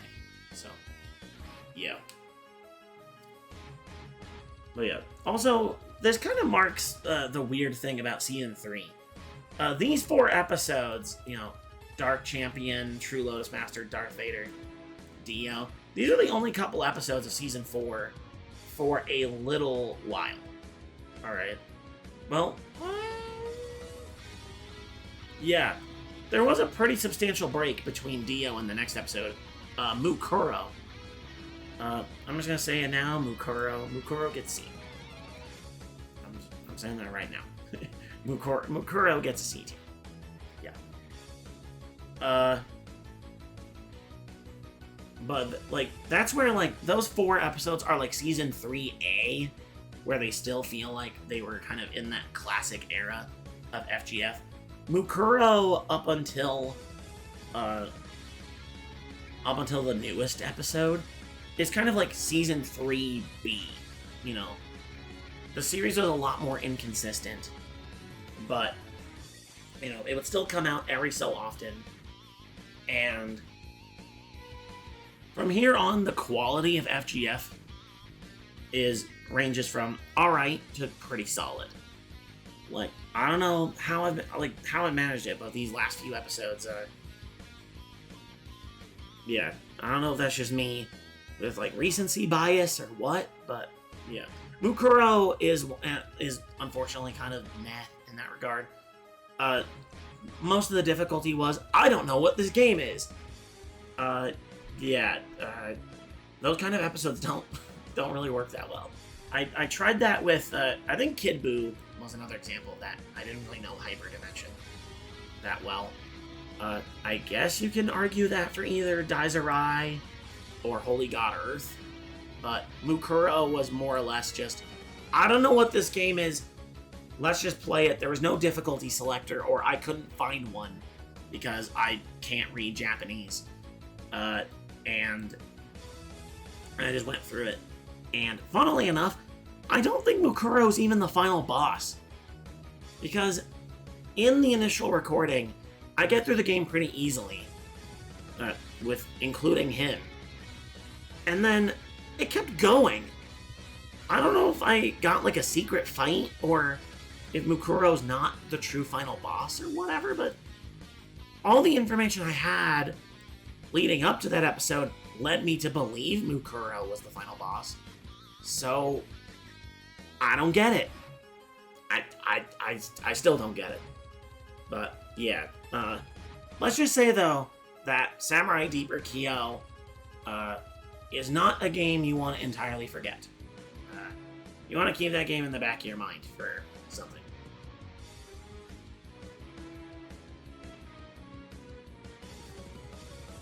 Alright, for the 3 people that care, I think they knew what series I'm alluding to there. Younger Toguro. The episode's a bit long, but I think, finally, we've got an S tier. Younger Toguro is a complete disaster, but in all the best ways. Yu Yu Hakusho Dark Tournament for the PS2 sucks. It's a bad game. Star Wars Masters of Terras Kasi is a better game. I said that. Mighty Morphin Power Rangers on Genesis was a better game. I said that. Like, Yu Yu Hakusho Dark Tournament is, like, it's in that, like, bottom echelon of fighting game. It's not even so bad it's enjoyable. It's just, like, with a property like Yu Yu Hakusho, how do you screw up a fighting game? Like, it's a series that should be a slam dunk. There should have been Yu Yu Hakusho Fighter Z years ago. There should be, like, it would be generic. Like, it would be seen as generic now because there's so many anime-based fighting games. But, like, Yu Yu Hakusho, like, they kind of already got there, you know? On the same system they had Yu Yu Hakusho Forever. That game, as far as I'm aware, is actually decent. And there was also, I forget if it was also called Yu Yu Hakusho Forever or some other one on the Super Nintendo. That was pretty alright. And then there was one on the Genesis, Yu Yu Hakusho Sunset Fighters, I think. And that game was also alright. A lot better than Dark Tournament. Like, what happened with that game? They tried to make Yu Yu Hakusho. I think what happened was they wanted to recapture something with Budokai. Like, I think it was published by Atari. Although I don't think it was developed by... Because I know Dimps were the people that made Budokai initially before it got taken up over by... fully taken over by Bandai Namco. Well, actually, I don't know who did the Tenkaichis. I don't know if that was Bandai Namco, like, proper or not. And then Dragon Ball just kept getting handed off to God knows who to make whatever game. Until eventually it landed in ArcSys's hands to make Fighters, and then Fighters became the gold standard for seemingly all anime fighters.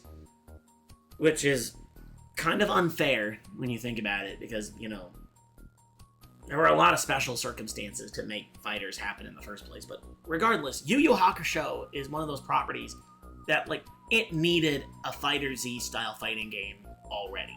Like, that should just happen, you know? It's a legacy anime franchise. The Dark Tournament arc is the most, like, famous arc of the show. It's a franchise like JoJo's or Hokuto no Ken or Naruto, or, like, most of the shonen series. Like, it needs, like, just a primo fighting game. It's in the same level as, like, One Piece or Bleach. Like, it just should have happened already. You know, like, fighting games for it do exist, but I need to get on that point. Can you tell I'm stalling because I don't want to remember the Toguro fight? Even before the Toguro fight, I still got really, really mad. I still forgot. What's that guy? Karasu. What was that fight? What was the fight with that one guy? I don't think it was Suzuka. I don't know if it was the clown guy. Or it was the one guy I was fighting as Hiei. Oh my god, I think his name started with a B. And he wore, like, samurai armor or something. And he had a big axe. And the whole fight was essentially you trying to get Hiei's special move. And he just wouldn't fucking do it. He just wouldn't fucking do it. And whenever he would do it, the guy would sidestep it. It was just like, come on!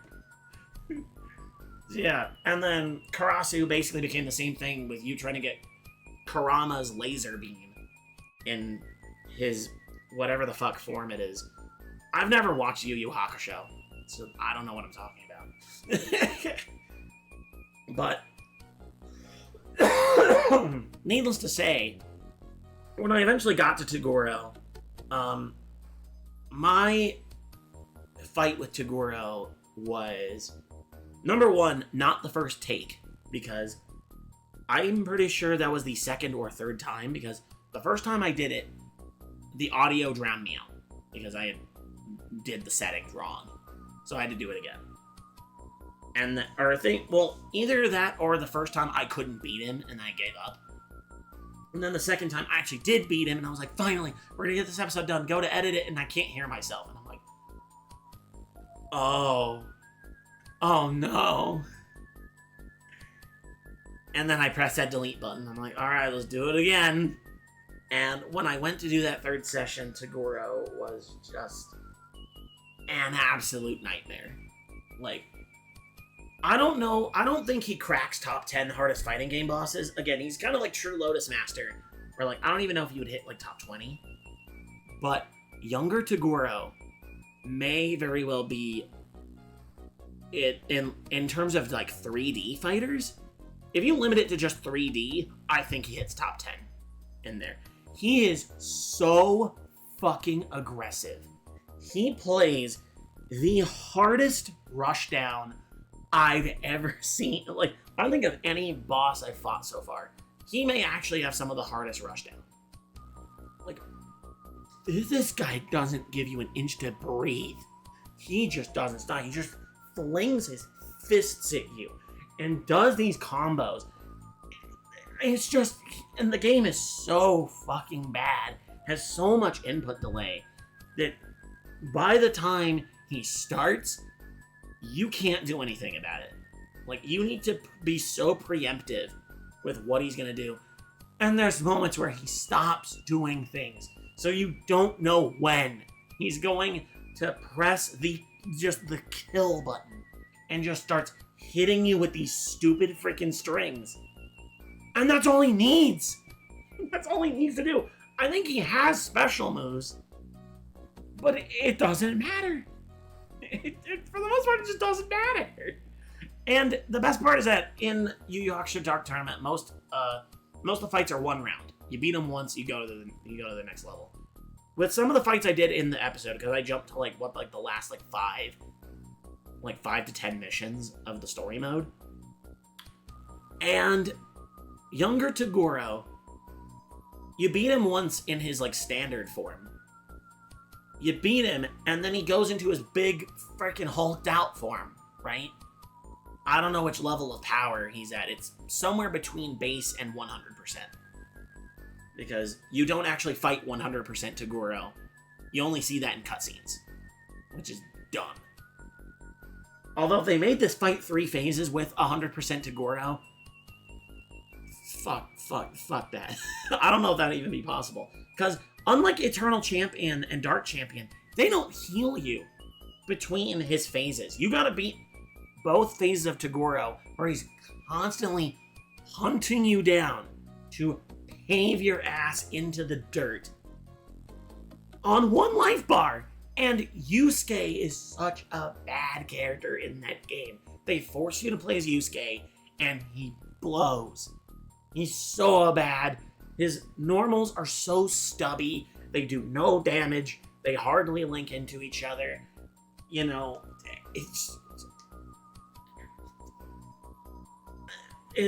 and his special moves, he has the spirit gun and other things, which sometimes you can get in a rhythm where you can shoot Toguro a couple times with it, but number 1, you have a spirit meter. Kind of like Art of Fighting rules. And so, it's limited. It's a limited resource. I couldn't pull a Holy God Earth and just shoot him with it over and over. And eventually he would just get back up to me and start doing the combos again. And even sometimes I would try to shoot him with it, and he would just sidestep it sometimes. And there's other moments where he just sidesteps, and then there's no recovery on it, so he goes right into the combos. It was madness. And it was fucking hilarious. And watching it after the fact, it's hilarious. This fight, I've seen a couple other people fight Toguro online, and this fight needs to be studied. Fighting game professionals need to look at the younger Toguro fight in Yu Yu Hakusho Dark Tournament for PS2. Because I need to know what's going on under the hood. I need to know. Why? Why? This fight is so innocuous. Why is it so brutal? I will never know. But Younger Toguro is a great episode. It's long, but it's worth it. Alright. Same thing with this boss. Not as much. Mizuki from Sam Show 2, I'm putting her an A. As a follow-up to Toguro, I think Mizuki doesn't hit nearly as well. But I think she hits the same caliber as, like, Demon Gao. The whole game of Samurai Showdown 2 was just repeatedly kicking me in the balls, Remember what I said at the end of Amakusa's video for the credit quest. Anyone that suggests that I credit quest Samurai Showdown 2, go watch that Mizuki episode and then tell me that, oh yeah, you did it already. Just do it. You don't understand. The problem is you. You don't have one of these. You just want to see me suffer. You have zero empathy. You want that whole credit quest. Or even just a few episodes of Samurai Showdown 1. And if you just ask me right there to do Samurai Showdown 2, no. No. It's not happening. Not right now. Okay, give me like a year. A minimum of a year. Okay? That's how long I've waited for games like MK and World Heroes. It took me however long to do VF2, and VF2 made me go just as crazy, if not more, than VF1. Like, yeah. Anyways, back to the FGF. Yeah, Samurai Showdown 2, I remember Mizuki was another multiple session episode. I had to try her multiple times. It was kind of like in the same vein as Galactus, but unlike Galactus where, the episode turned out bad mostly because I was bad. I wouldn't say I was bad at Sam Show 2. I was more just unfamiliar with it, but I was kind of able to still kind of like bumfuddle my way through the game, but the game does not show mercy. It's an early SNK title. They wanted them quarters, and they would get them any conceivable way. And by the time you got to Mizuki is essentially the prototype for Paracelsia. That's how I would describe her. She has so many different tools. Her neutral is ridiculous. Her normals are stupid. Her specials are all over the place. She has straight on projectiles. I think she has like a vertical projectile. She has a projectile that's like this beast thing that comes at you, and like I think you have to hit it multiple times to cancel it, or if that you can't cancel it at all. And if it hits you, it does like mad damage. She has a move where if she hits you, she reverses your controls. She has a move where she turns you into like a pig or a baby or something, and you can't attack. She has this thing where it tracks the ground, and if you walk over it, it just massacres you. Like, she was bananas. And I almost got her in like the second or third try with either Galford or Hanzo, but she would just keep slipping out of my grasp. And then after a while, I just couldn't beat her in like any conceivable fashion. And I was like, what is going on here? What's happening? And just like getting like, by that point, it became like my rage had broke and it was just pure delirium. Just manic laughter and just me being a broken man. And the only thing that saved me in that moment was Charlotte. Charlotte saved me. Which is why, for a little bit I agreed with the Shin Black. And then recent events happened and I no longer like Charlotte. So yeah, I'm kind of mainless with Sam Show at the moment.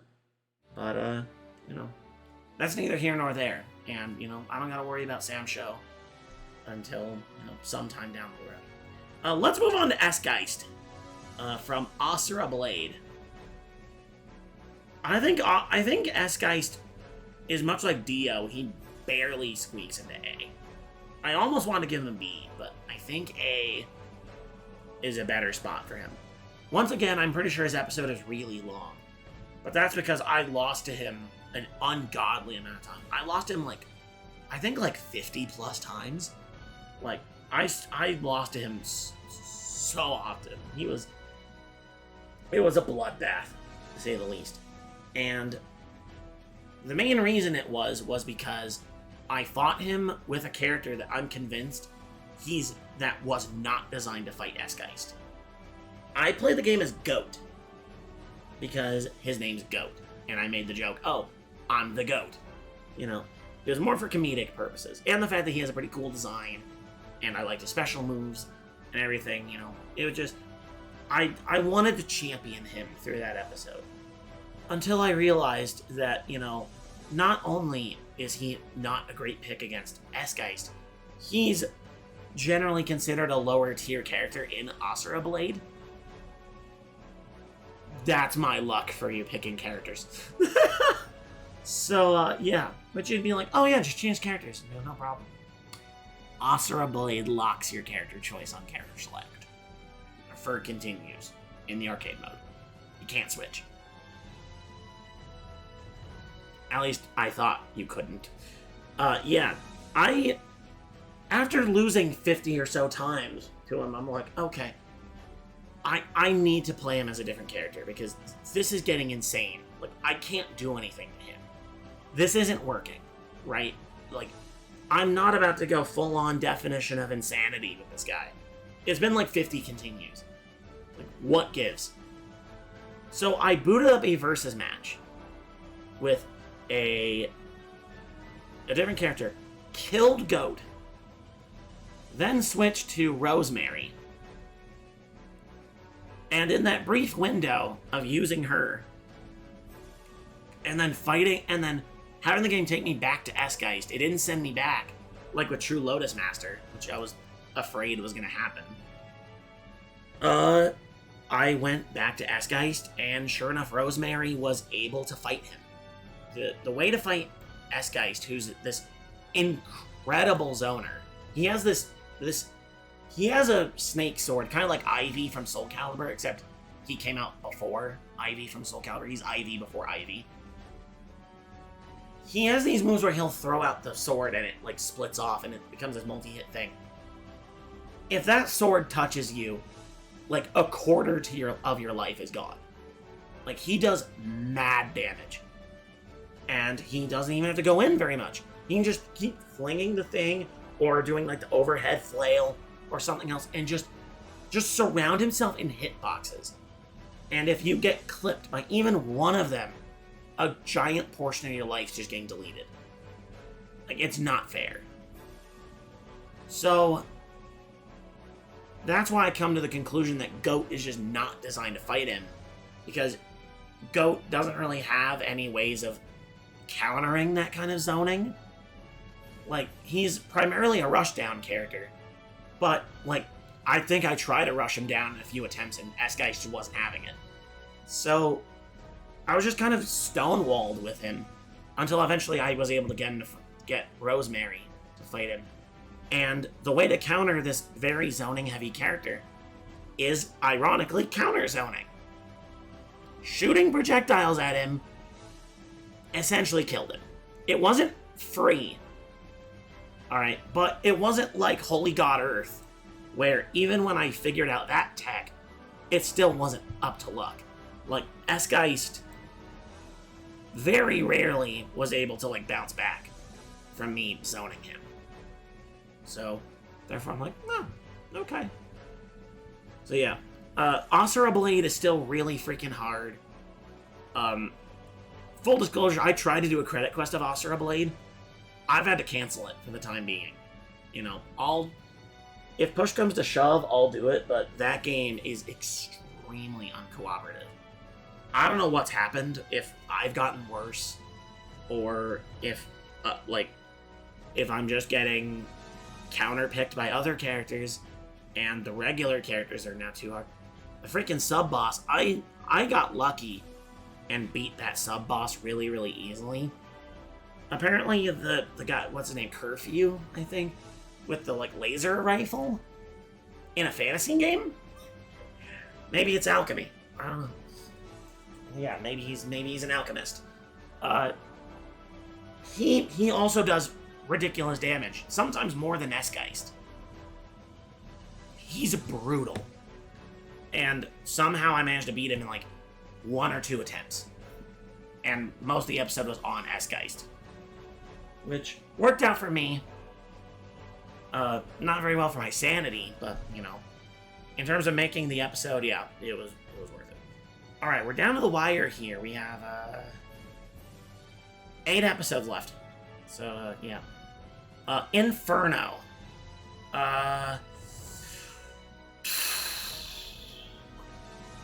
This one's hard. I don't want to give 3 A's in a row, but I also really liked Inferno's episode. If I had better equipment, like the big sticking point this episode, it looks like absolute ass. The bit rate was atrocious. Yeah, if I could get better equipment, then Inferno's episode would have been like potentially S tier material. But yeah, and like the way the episode looked, and a bit of the audio balancing too.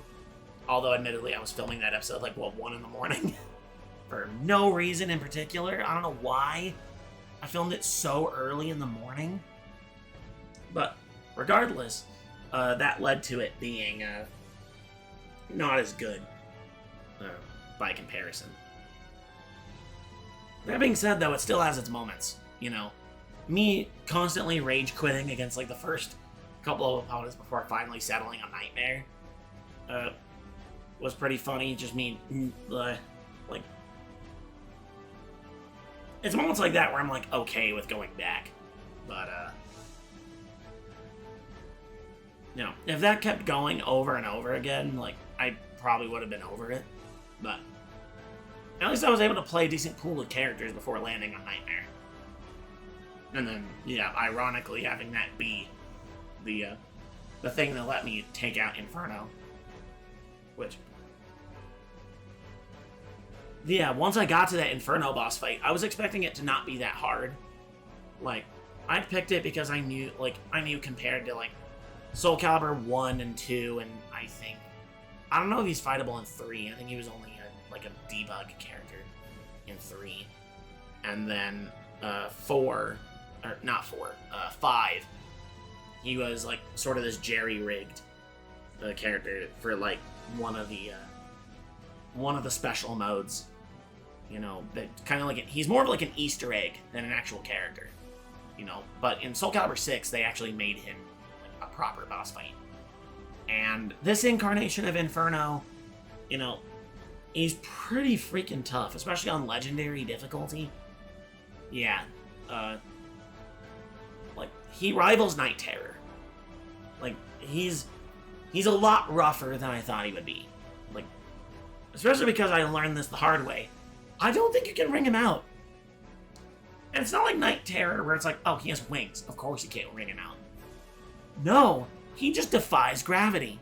If you break the barrier on his stage and then try to knock him out, he just gets suctioned back onto the stage and then will just continue attacking you. It's like, I hit you. I should have killed you. What happened? What happened? So yeah, Inferno definitely has its moments. Like, the execution wasn't the best. That's why it's not S. But overall, it's still pretty solid.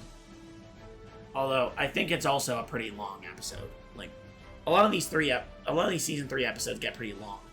Which, yeah, I'm sorry. I'm sorry about the video length for some of these, but you know, with some of these episodes, I think we might be starting to get back in business. Magneto from X-Men: Children of the Atom. I think I'm confident giving this a B. I don't think it's as memorable as the last few, but Magneto's still pretty good overall. I threw in the Akuma fight as a bonus, because, you know, why not? Why not just throw Akuma in there? Akuma wasn't really that hard. Like, his requirements are dumb, but, you know, I circumvented that. So, you know, I just want to throw him in there as a little Easter egg. Like, I knew Children of the Atom Akuma wasn't really that hard. So, like, he was just there as, like, a little surprise. But I knew the main event was Magneto. And let me tell you, I still don't like this fight. I have learned how to deal with him. The key is super jumps. The key is super jumps. But even when you learn that tech, he's still annoying. He's still really annoying. He's kind of like Daisarai. He's like a precursor to Daisarai. He has like 5 or 6 different projectiles he can throw at you. And he'll very seldom go up to your face. When he does, though, he hits like a fucking truck. But most of the fight, he will go into flight, go in the corner.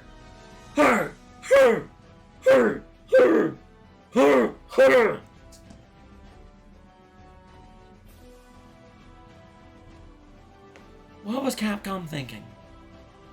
Why? Why? And that's most of the fight is just trying to avoid having him go.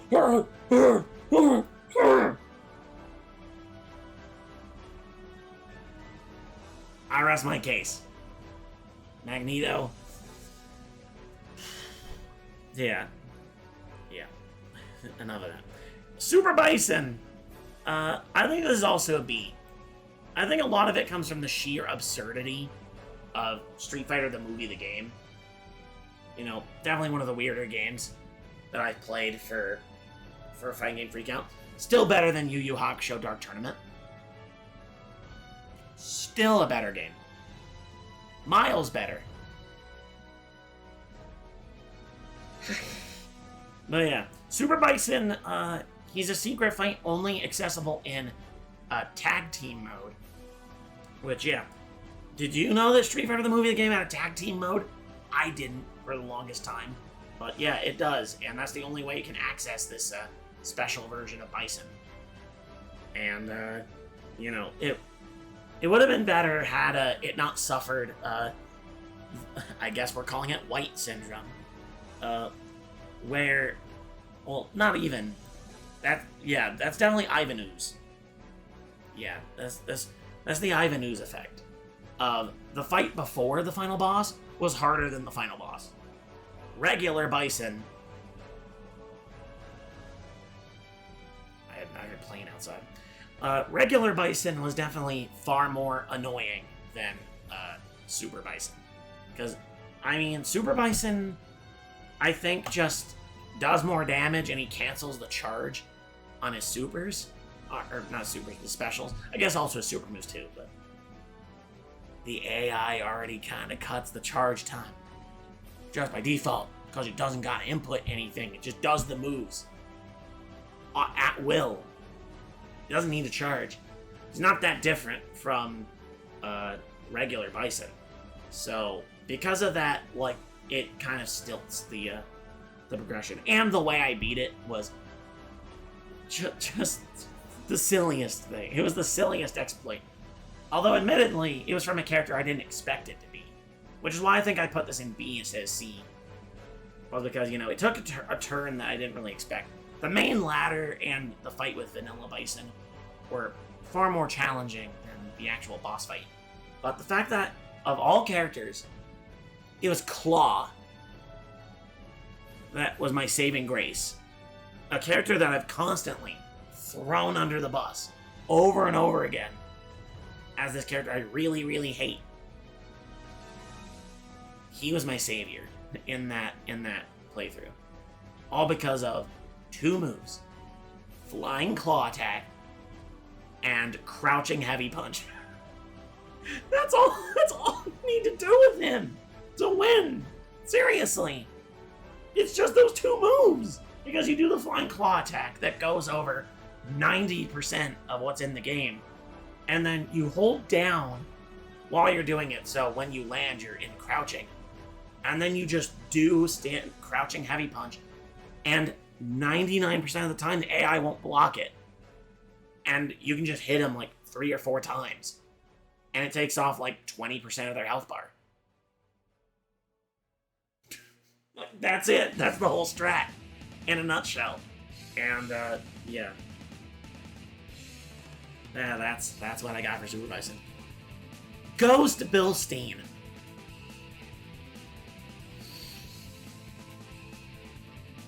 Yeah, we're doing it. Ghost Bilstein, even despite the fact that it suffers Master Core effect of me constantly going back over and over and over and over to get the requirements for Ghost Bilstein. When I actually got to that fight, and Omega Rugaled it. So, you know, we got to that boss, we're staying on the boss.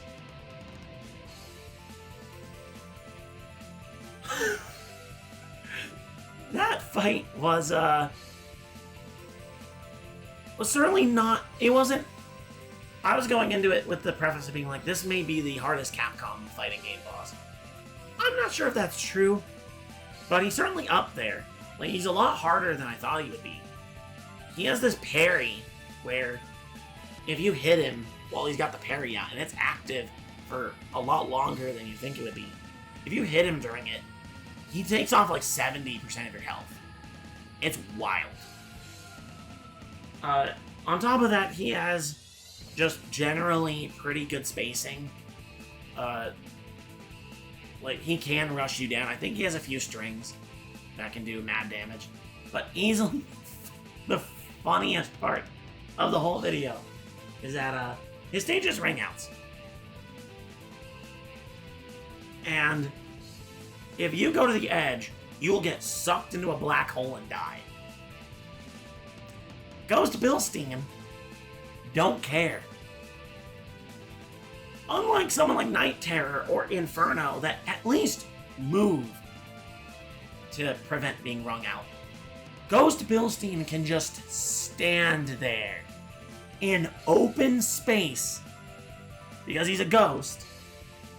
Just chill out at the edge of the stage. And if you even dare try to approach him, you instantly die.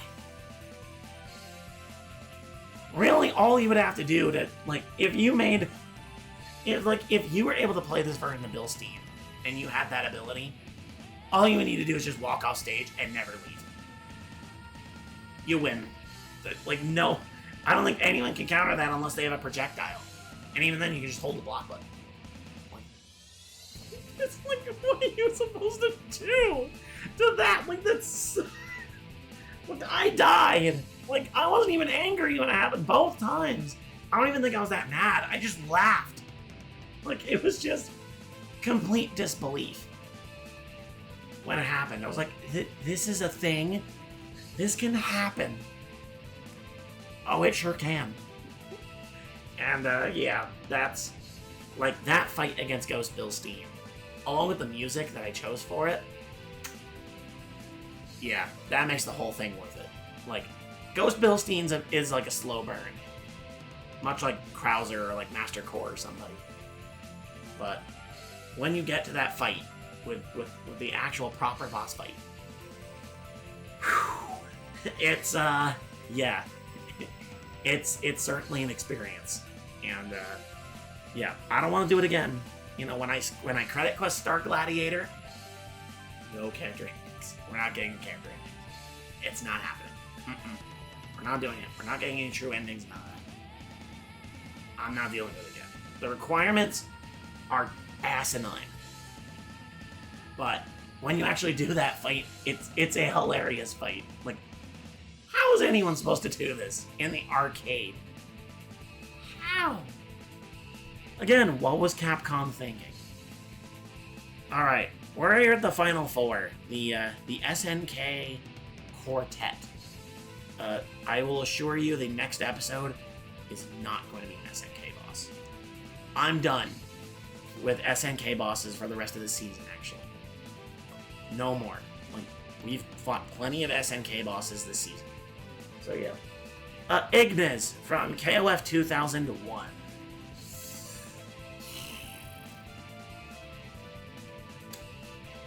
Yeah. I think he may be the last S tier. Again, long episode. I think him and younger Taguro are like the same length. That's like the only negative to that episode. That and Ivanu's effect. I spend far more time on Zero than Ignis. Granted, I would have probably spent more time on Ignis had I not found cheese for him, but it just wound up working out that way. Even still, it's got pretty consistent levels of anger all throughout. Psycho Soldier team pissed me off. Kim team pissed me off. Art of Fighting team pissed me off. And then I think Japan team pissed me off a little bit. Then Zero. Original Zero. Fuck him. Fuck Original Zero. And then by that point, I was so tired and frustrated that I got to Ignis, and I just nothing left. And then he just kept going and going and going and doing Ignis things. And yeah, I'm glad I was finally able to beat him on hardest difficulty. No continue services. I redeemed KOF Legacy. And we proved that Terry Bogard's the fucking man. Because, you know, I went into Ignis being like, okay, well, I have sort of a loose idea of how to beat him. Turns out I didn't need any of that. I just needed Power Dog!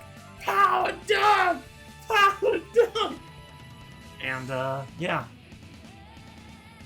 We fucking won that day. We won. And, it's gonna be a while since I have to do a KOF 2001 credit quest. Like, Ignis and I were effectively done.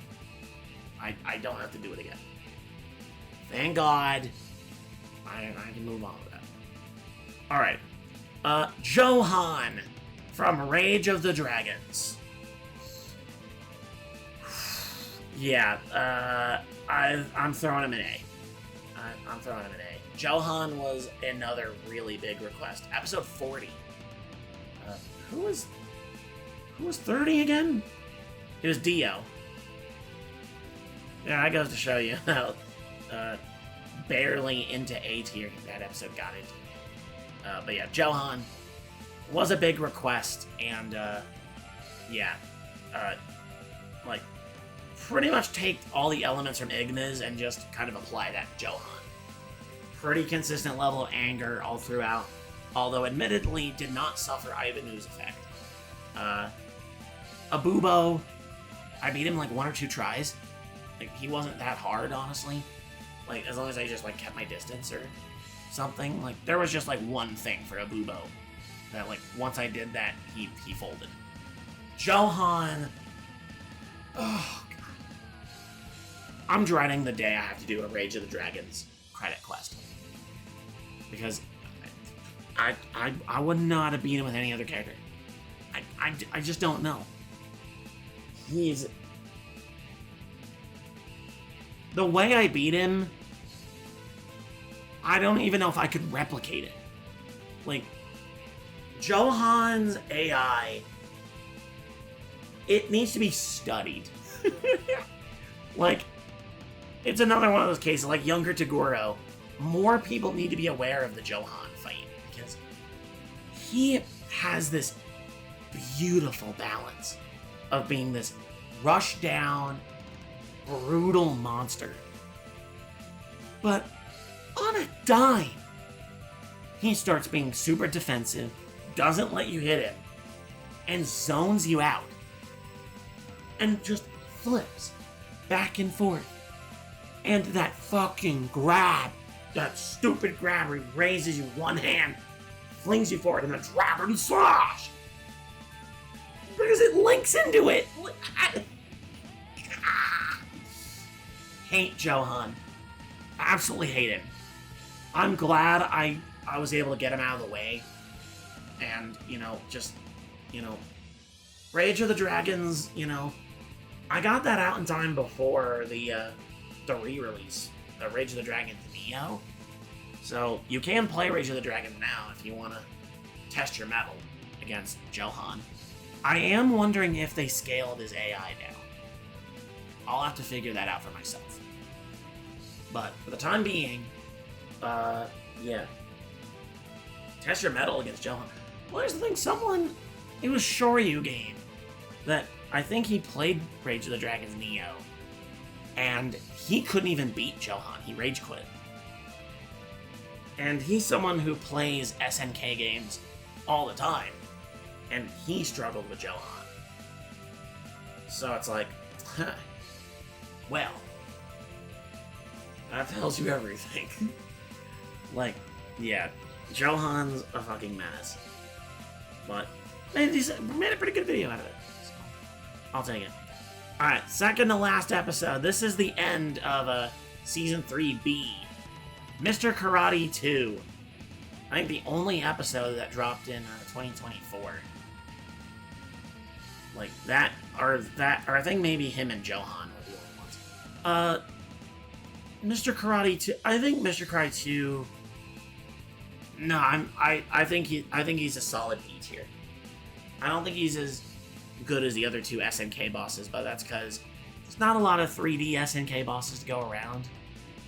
You know, because it's like, I can't play any of the other Hyper Neo Geo 64 games minus Fatal Fury Wild Ambition. And then, you know, I couldn't... I can't play the other ones. I can't fight Yuga from Samurai Showdown. I can't fight Silber from Bariki 1. I don't have a system that can play Samurai Showdown Sen. Why would I want to play Samurai Showdown Sen? That game might actually rival Yu Yu Hakusho Dark Tournament for being bad. Seriously. KOF Maximum Impact. I almost did an episode for Duke. Duke was considered, and he might show up in a future season. But I thought with having Ignis there, and like having Ignis there, and then some of the other bosses that Duke would have been redundant. So I don't think he made the cut. But like Duke is an episode that I want to get to eventually. Like that is a boss on the table, and I guess by extension Jivatma, but just because Jivatma. Yeah. Anyhow, Mr. Karate 2, the struggle was getting to him. I first tried Mr. Karate 2 because I was playing as Duck King, and interesting fact about that is that if I would have played one of the more heroic characters, like the Bogards or Joe or Kim or someone, it would have been even more difficult because I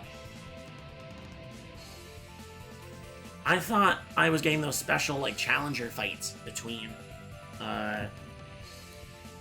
what is it, Terry and Andy. I was like, why is this happening? Turns out when you're playing as the bad guy characters, which they consider Duck King one of them, which also happened with Billy and Geese. Like they're essentially like the mid and sub bosses for them, or I guess the sub like mid boss and then final boss, and then Mr. Karate 2 is the secret boss. Had I played as one of the good guys, Billy would have taken the place of either Billy or Raiden would have taken the place of Andy. And then Geese would have taken Terry's place and been like the proper final boss. And then if you beat the game with no rounds lost, then you would find Mr. Karate 2 in Geese Tower. But since I did as Duck King, I fought Ryo on the bridge. And then I beat him on track. And yeah, that was the whole episode, just me struggling to get to him. That's Master Core Effect at work. And, yeah, I was fully prepared to Omega Rugalit, and then I beat him first try. So, yeah, that's why I'm putting him in B tier. It's still entertaining, but you see Ryo for like 2 minutes. Like, the episode is kind of false advertising. But it's not bad. It's just fake. Yeah, I don't like when episodes are like that. Transversely, we get to our last episode, the newest episode, Goodman, which came out on Christmas Day of 2025 and was the only FGF of 2025. I'm gonna give it an A tier.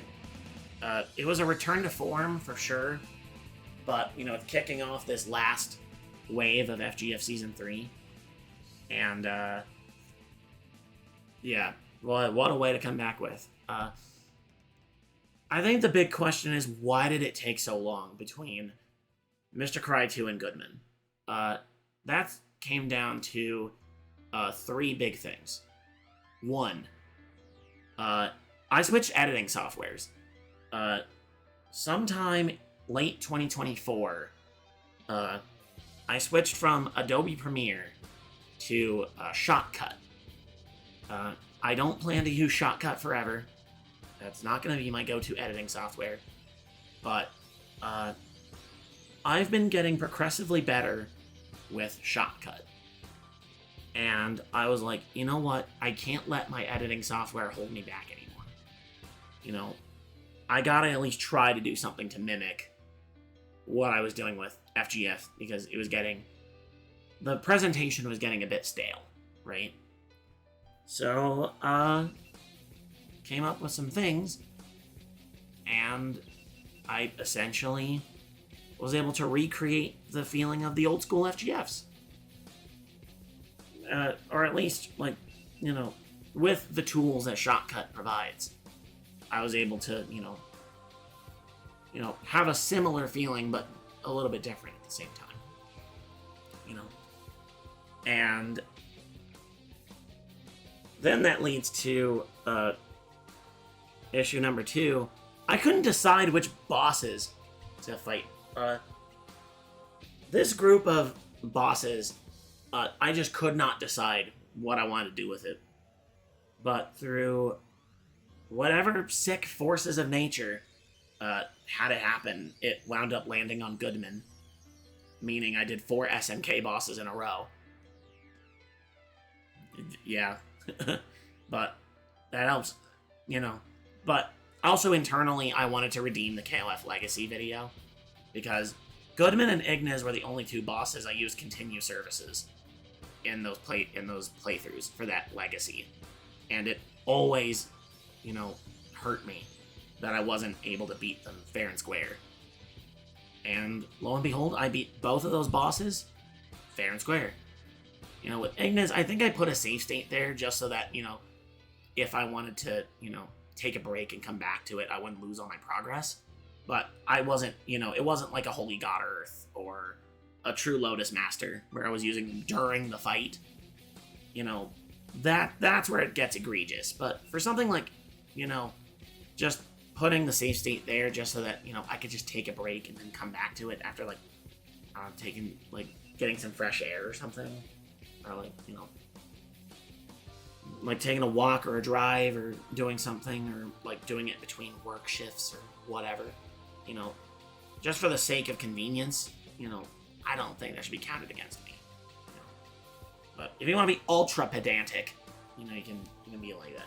Goodman, though, there was no forgery with that episode whatsoever. Although I am jumping the gun a bit, because the last reason I've not been wanting to do FGF is simply burnout. Look at how many fucking bosses are on this list. It's taken me almost 3 hours to get through all these bosses. And that's, again, cutting out the old channel. If we did the old channel, this would be at probably 4 to 5 hours of talking about these fights. I'm glad I didn't talk about the old channel, because woo! That would have sucked! That would have been so bad! But yeah, dodged a bullet there. It was just burnout and, it was simultaneously burnout and dread. Mr. Karate 2 was a hellish experience trying to get to that fight. Losing over and over and over again. And just getting so angry at something that wasn't even the fight in question. It broke me. Like, the fight against Rio wasn't even that bad, but just that level of grind, like, it just killed my motivation to do this series. And I was already hitting it off with Credit Quest, and, you know, by that point, like, I was also at a really, like, low point, like, in my life, you know, in most avenues.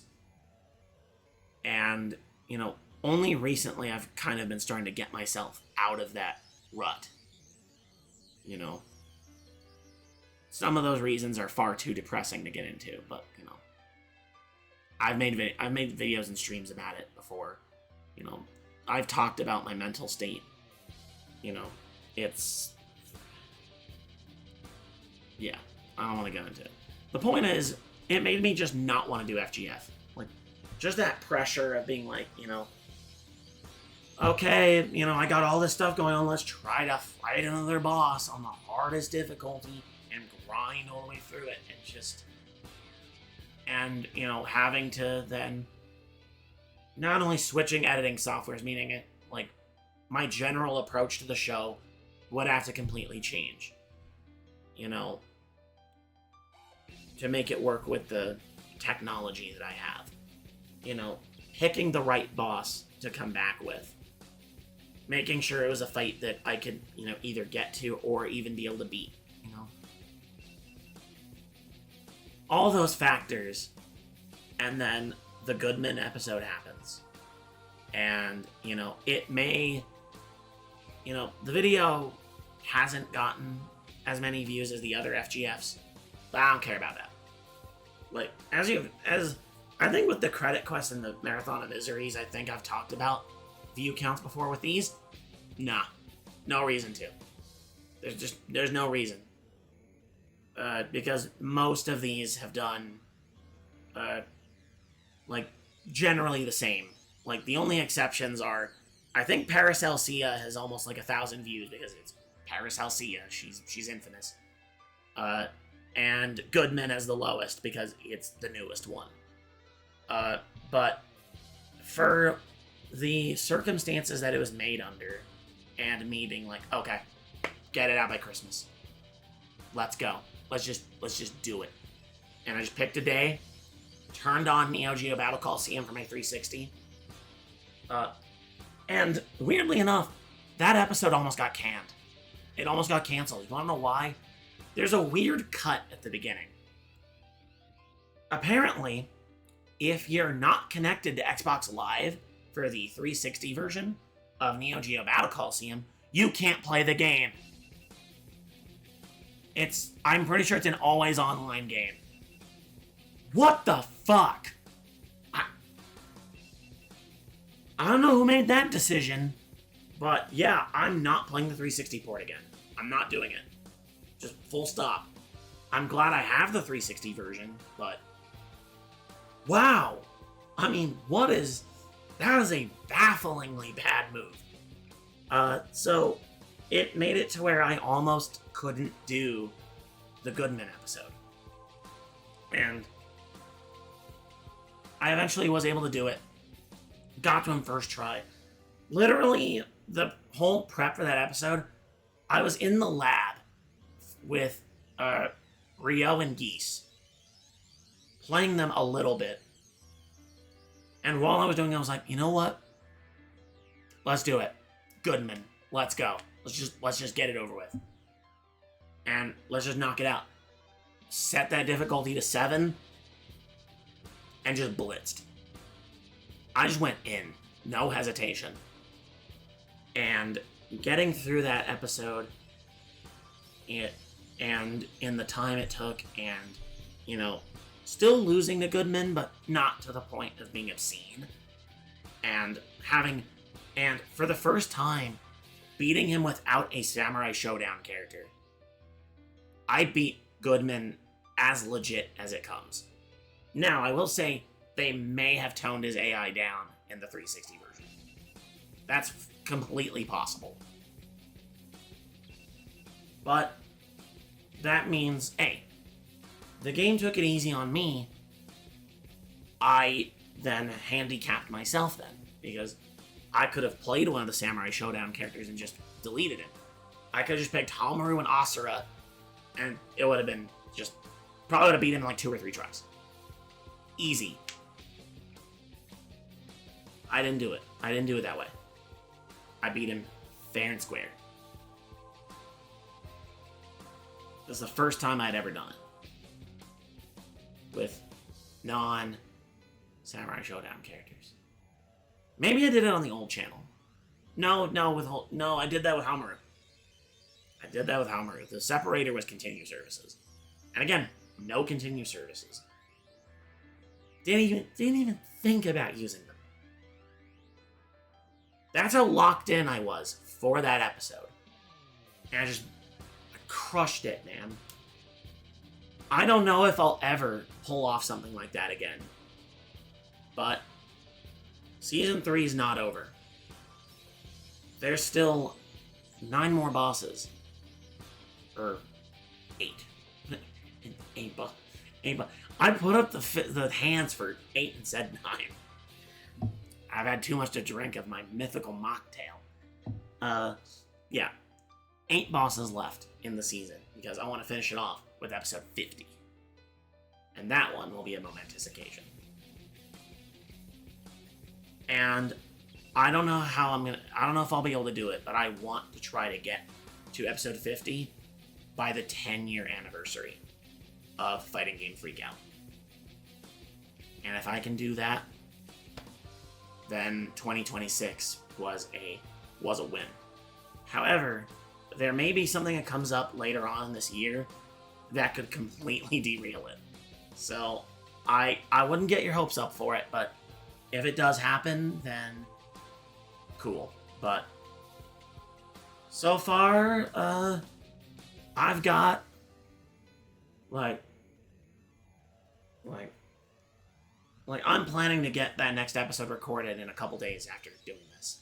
So yeah, we move to, totally not shamelessly steal a thing from Dark Ace again. I'm just gonna keep doing it, man. I'm just gonna keep doing it. But there it is. There's the tier list of the FGF episodes from episode 1 through episode 42. Almost 3 hours of tier list goodness. Holy motherfuck. Holy done. Yeah. The next tier list is definitely going to be a lot shorter and is going to have different criteria because, yeah, we can't have something like this happen again. But for something like FGF, the series, I've been doing it for almost 10 years, on and off. It kind of deserves it. It kind of deserves it. I will not hold you. FGF is a special series to people, And for those of you who, after all this time still checked out the Goodman episode and liked it, thank you. Let's bring FGF back, man. It's been long enough. It's been in hibernation for too long. It was it was like a year and a half gap between these 2 episodes. Between Mr. Karate 2 and Goodman. It seemed like FGF was over for that stretch of 2024 and pretty much all of 2025. It seemed like FGF was gone, but no. It's a series that helped bring me to where I am. I gotta love it back. And rest assured, I'm not turning my back on it. I will not do that to you guys. That wouldn't be fair.